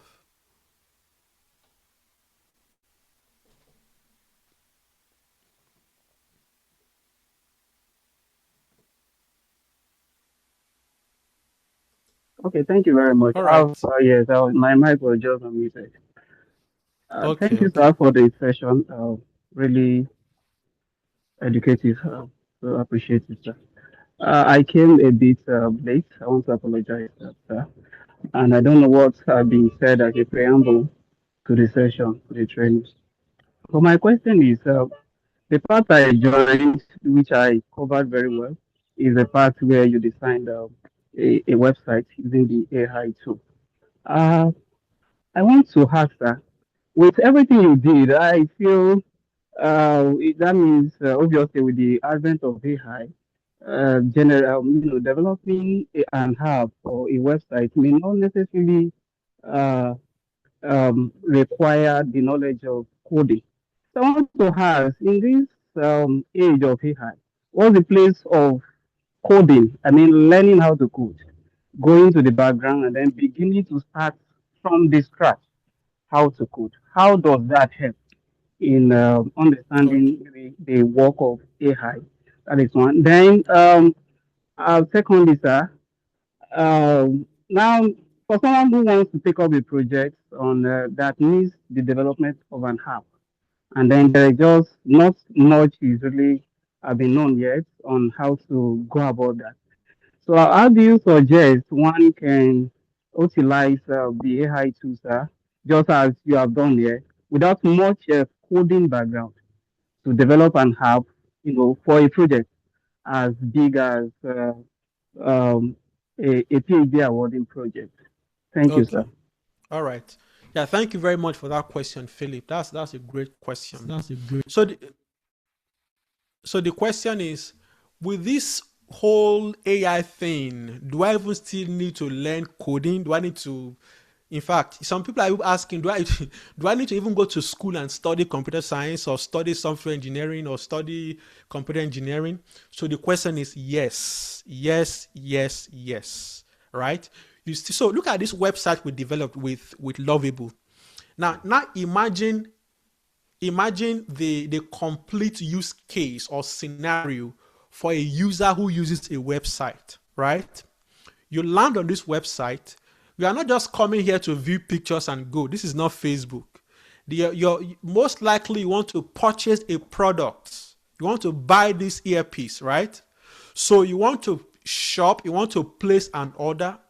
You want to most likely the owner of the website needs to collect your payment information.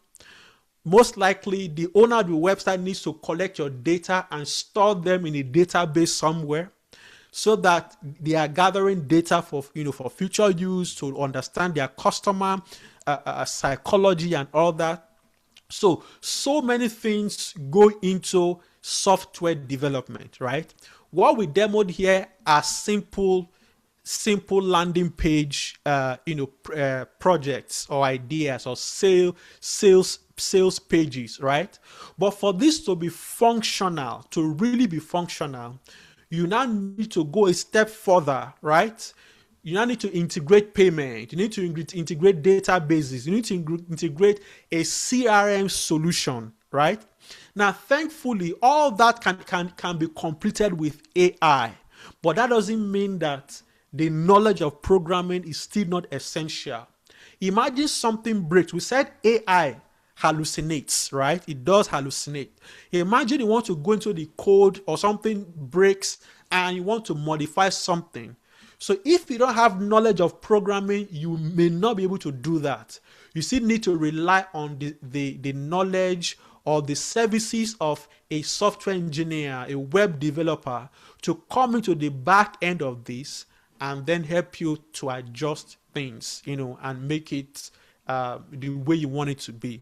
So what I'm trying to say is that a software project or a software product is a complete product that goes through what we call product development life cycle, from initial requirements gathering to research to understanding the roadmap so people are still involved in this different aspect of technology. There are product owners, there are UI UX designers. What if this is not the design I want?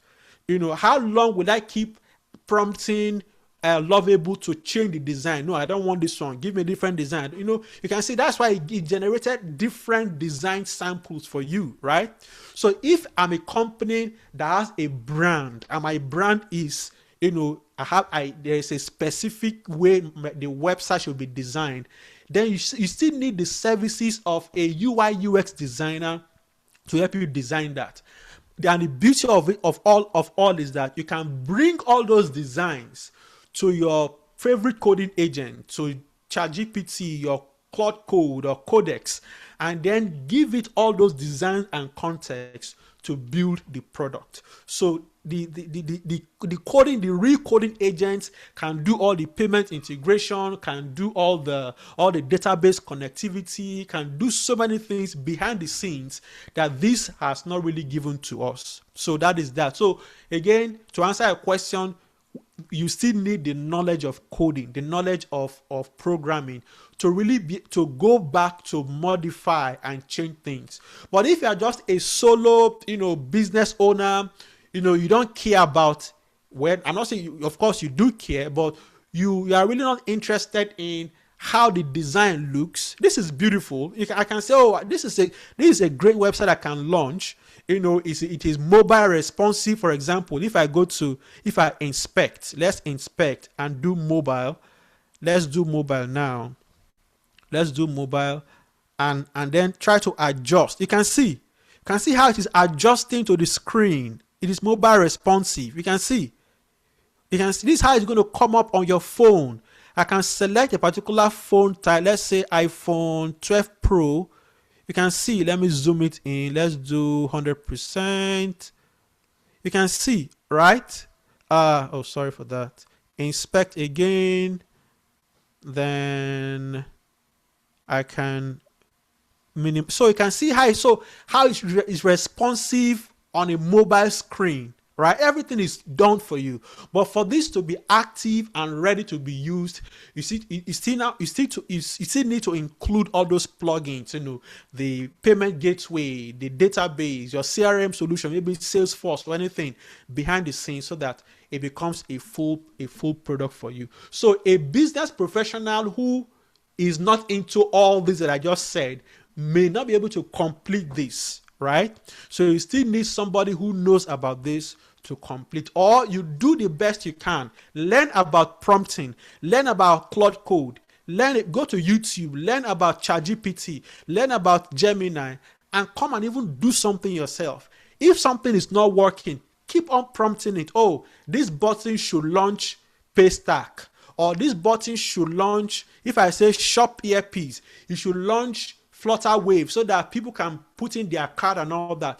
Tell the AI agent to do it. The agent is smart. It will go to Flutter Wave website, pull in all the plugins and all the extensions needed, install it in this app, and then this starts working for you, right? So yes, you can still do that.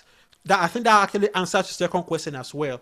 Go to YouTube, just learn how to begin a project using AI agents. You will see how to start using it. It's very simple. You see what we did now? Just a simple prompt generated all this. So, but you may not need to keep on fine-tuning the prompt, fine-tuning the process, so that this aligns with your with your use case, with your business. For example, if I don't want Echo Hub Ibadan, if the name of the business is Ibadan earpiece, right?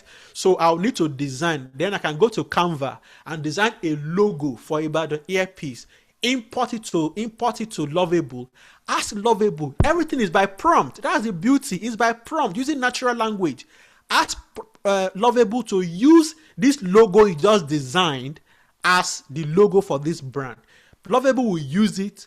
It will create, the prompt will run, and then it will replace this Echo Hub Ibadan here at this point. All right. Any other question before we wrap up? I can see there is a question. Can we get the slides for the trading, Brian? Oh yes, somebody's asking that. Brian will give you that. Another question. If you haven't registered, please do so that you can get. Oh, okay. So please do well to register so that you can get the slides. Then Lafia, your hand is raised. You can speak. Lafia Samuel. We'll soon be wrapping up. Moderator, please let me know when to stop this so that we can pray. Good day.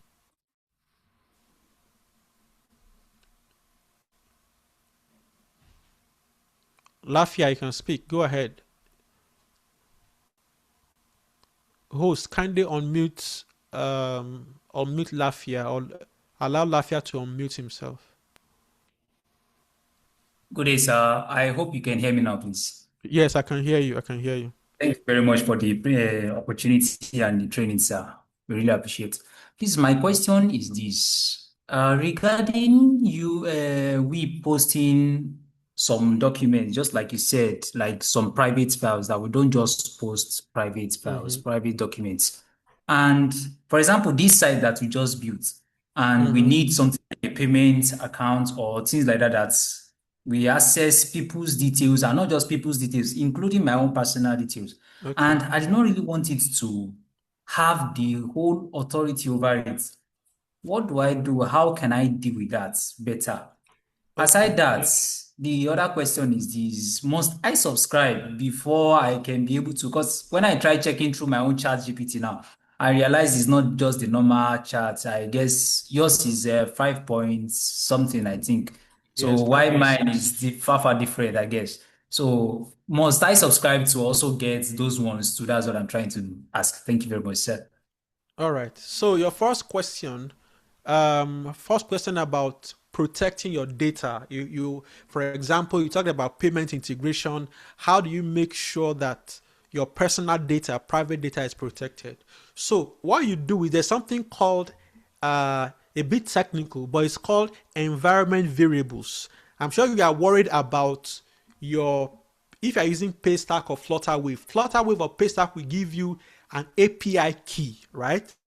So it is that API key that drives the whole thing that we see on the web, like on the website. When you want to buy a product and you see a Paystack shopping checkout page, there's the merchant, the owner of that website, behind the scenes has used the Paystack API key to make all that happen, or Flutterwave or any payment gateway. So now, how do you protect all these things? How do you make sure even your banking information is protected?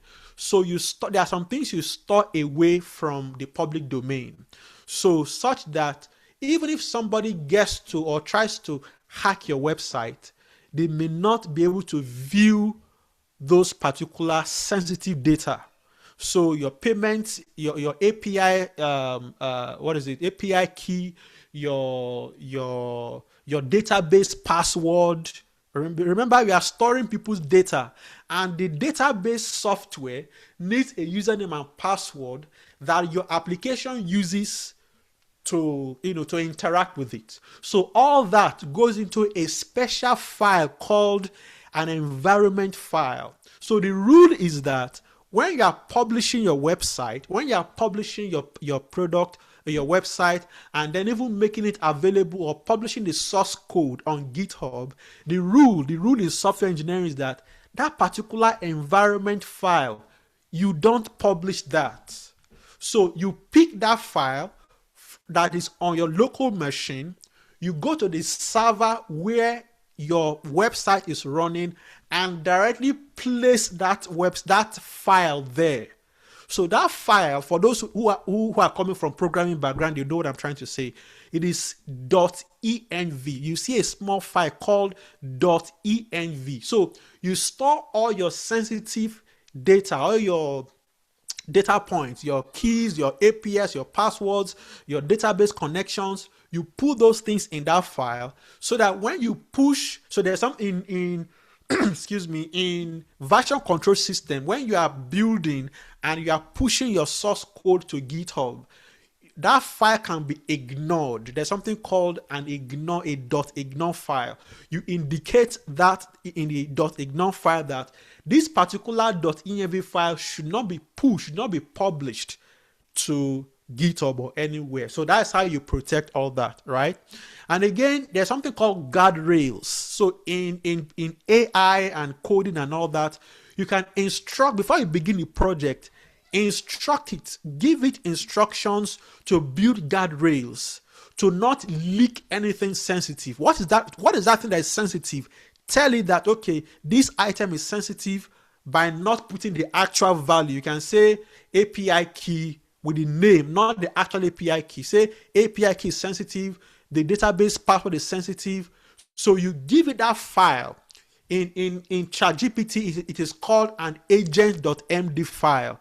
In Codex, in Claude Code, it is called claude.md file. So it's like a pre-instruction file to guide your project. So with that file available, your coding agent now builds your project with all those guards in place, so that as it's building your project, it makes sure that it doesn't leak any of those sensitive data. That's that. Then your second question, if I can remember, your second question is, can you remind me what the second question is?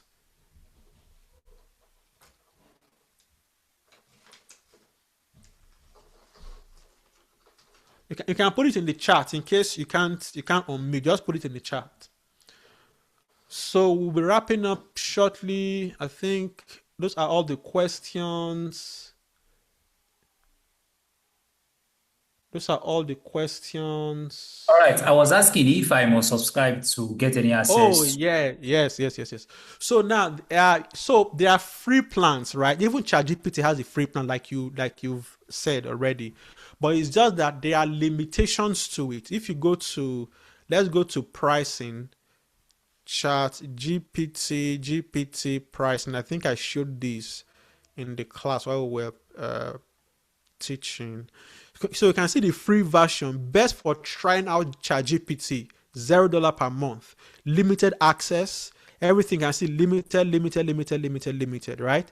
So that's why when you, after you run out of your tokens, there's something called tokens.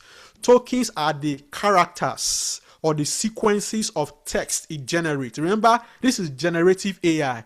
Your prompts and the responses are measured by tokens, right? So if you type something, all that prompt, there's a way it calculates it. A sentence could be, 75 tokens. There's a formula for calculating that. So the prompt you supply, the response you get back count towards your token usage. So if you're on the free plan, you will quickly run out of tokens because they also want to make money, right? So you may need to now upgrade, or sometimes they will say you wait till after 5 hours, or wait till after or till the next day for them to replenish your free tokens. But if you have a business that is making money, why do you want to waste your time? Just give them $8 per month or $20 per month if your business is making money, right? But if you're a student, you're not yet making money, you can still be trying out the free version of the free plan, right? That's one. Number two, there are other tools that open source packages that have been built such that you can run those tools locally on your machine and you will not have to even pay them. One popular one is called Ollama. You can Google Ollama. Let me see Ollama, Ollama, Ollama. So if I open this, it says the easiest way to build with open models. So open models, think of open source for those coming from software engineering. Open models means those models are open, they are not commercialized. The vendors have come together and said, okay, for this particular model, let's give it out to the public to use while we commercialize the other ones, right? GPT, for example, has GPT OSS, that is open source software. There's another one. There are some other open source models that have been created by other vendors. You've heard of what is it now? Kimi. There's Kimi. There is let me quickly Google open source open weight models.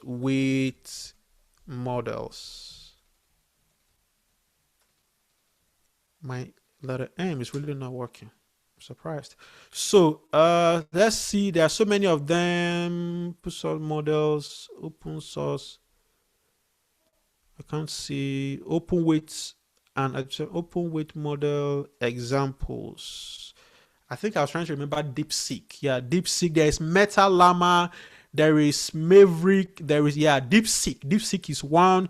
There's Alibaba Coin. Coin is one. So many of them. See, Llama series, DeepSeek, Coin series, GLM, Gemma series. So there are open source models that these vendors have released. So now, how do you use them? You use them through this tool. There are so many of them, but Ollama is one of them. You download Ollama on your machine, and then you now download any of those open source models, and you can run. Let me show you my Ollama on my machine. Let me launch Ollama. So you can see this Ollama. It's just similar interface to Codec, but this is Ollama. You can see this icon here. So if you see this section, there are so many open source models. Yeah, so GLM, there's Kimi, there is Quen, there's Gemma, there's Llama, there's GPT OSS from OpenAI. So you select any one of these, it's going to be downloaded on your machine, and then you can prompt What is AI? This is running locally on my machine. I'm not going to be billed. I'm not paying any monthly fee. It's going to work locally on your machine. Again, there are what is it? There are challenges to running things locally as well, because you are downloading weights, open weights, into their billions. I think they are called a billion parameters, right? Or millions of parameters they need to run on your machine. So you must make sure you have the right equipment to be able to run this, because the ones we use on the browser, they are running on GPUs, like a vast array of GPUs that Google is paying for, that OpenAI is paying for, Microsoft is paying for. They run these systems on those large GPU centers to give you this quick, great experience we have on ChatGPT or on Claude. But if you now want to do the same thing on your local machine, then you must make sure that you have the resources to be able to process and run these things locally. So that's the demerit of running them locally. But yes, for simple tasks, for quick things you want to do, especially if you have the capacity, you have enough. In fact, if your device has a GPU, you can, or have several GPUs, you can install Ulama and start testing them out locally. You don't have to pay anything for it. Okay, so thank you, Lafia, thank you, everyone.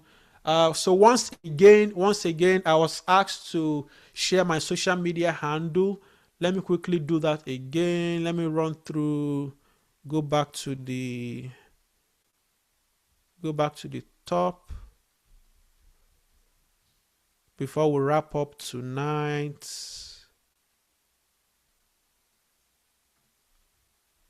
So you can catch me on LinkedIn. On LinkedIn, you see Cletus Ajibade. Once you Google my name, you should see all these links. So on you see Cletus Ajibade on LinkedIn, Instagram, Twitter, GitHub, Medium. But on Facebook is CJ Ajibade. Once again, just Google Cletus Ajibade. You should see that here. And let me quickly share my LinkedIn so you can follow me directly. Let me paste my LinkedIn. This. So let me paste this in the chat. So this is my LinkedIn profile in the chat. So you can follow me there on LinkedIn. Then let me quickly share this as well. So we are working on launching an AI masterclass. So my platform is unlimitedcode.io. If you go to this link here, this is a masterclass we are launching. This is the early access. Pastor Yanu, hope you don't mind me sharing this here. So I'm going to paste this early access.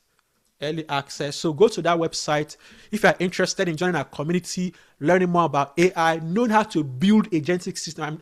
I know some of us really want to know how to build these systems from scratch. Those who are technical, those who are engineers, we do all that. Then if you're a professional and want to know how to just use it to work, how to do automations, how to be productive, we do all that as well. So go to this website, register, sign up. When we launch this month, you will know how to join us in the community. Thank you very much, everyone. Thank you, Pastor Yanu. God bless you. Thank you for having me. Take care, everyone. God bless you.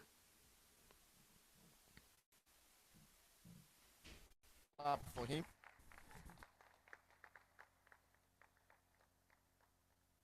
Brocletus, on behalf of our president, Pastor Shodeke, want to appreciate you for giving us so much.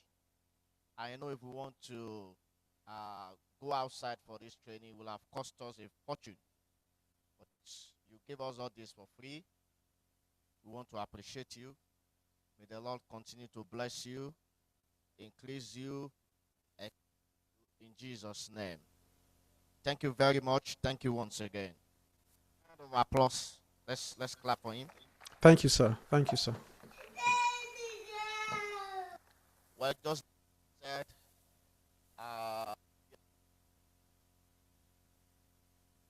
no more, or you want here, you have passion for tech, you can reach out to him. It's free webinar. I've attended some of his. To go to details, you want to know the deep. You can also subscribe. Time, can we just rise up? Let's pray. Let's appreciate God. It's almost this 4:45. We have to quickly round up because of GC. If you can recollect what I said when we started, I said this is not something we can do in 2 days. Okay? It's AI is deep. But let's appreciate God for how God has helped us. The little we've learned, let's thank God. Let's appreciate him. Let's say, Father, we thank you. Father, we appreciate you. We worship you. Let's tell the Lord that as we're going out, that the presence of the Lord will go with us. The Lord will protect us. When we'll be meeting once again next year, hopefully, by the grace of God, we're still going to have some training around tech. We're going to tell the Lord that the Lord will keep you. If the Lord tarries, the Lord will keep me. In Jesus' mighty name, we have prayed. Our Father, I want to thank you once again for the privilege, the opportunity, how you have so much helped us for the success of this year. AI Academy, we want to appreciate you. Receive our thanks in Jesus' name. We pray for all we have learned today. Give us the grace to put them into use, to practicalize them, so that they will benefit us in Jesus' name. Thank you for answering our prayers. We want to thank you for all you have used, the people we have used, all our facilitators, those who used for us yesterday and today, for our media team, for those that helped us at the electronics and electrical section, for those that have come here to minister the word of God to us. Father, we want to pray for every one of them. We pray, Father, you will bless them in 100-fold in Jesus' name. And also, we want to thank you for the YPF Oyo Central that's packaged this program. Father, we pray you continue to bless the church, you increase the church in Jesus' name. Thank you, Father, for answering our prayers. In Jesus' mighty name, we have prayed. Praise the Lord. Before we go, I want to let's have a seat, please. Let's have a seat. I want to encourage each and every one of us, please. If you know you have not penned down your name and your WhatsApp number, please do, because we're going to create a WhatsApp group. Okay, in that WhatsApp group, all the slides, both for yesterday and today, will be shared on that platform. Then on that platform as well, they understand. So if there are things that can be on that same WhatsApp group, so please let's ensure that we write our WhatsApp number, okay, and let's also write down our name. So on behalf of the YPF president, I want to appreciate you. And let's clap for ourselves. Let's clap for ourselves. I want to appreciate you for coming. It's a privilege. If we organized this program and there is no one to attend or to come, it's of no use. Prosper your ways in Jesus' name. So for some of us that are already, you may be asking, what is YPF? YPF is Young Professionals Forum. Okay, it's an arm of Deeper Life Bible Church. How many of us are not from Deeper Life here? If you are not from the church, so all of us here are Deeper Life members. Okay, if you are a member of YPF, let me see your hand.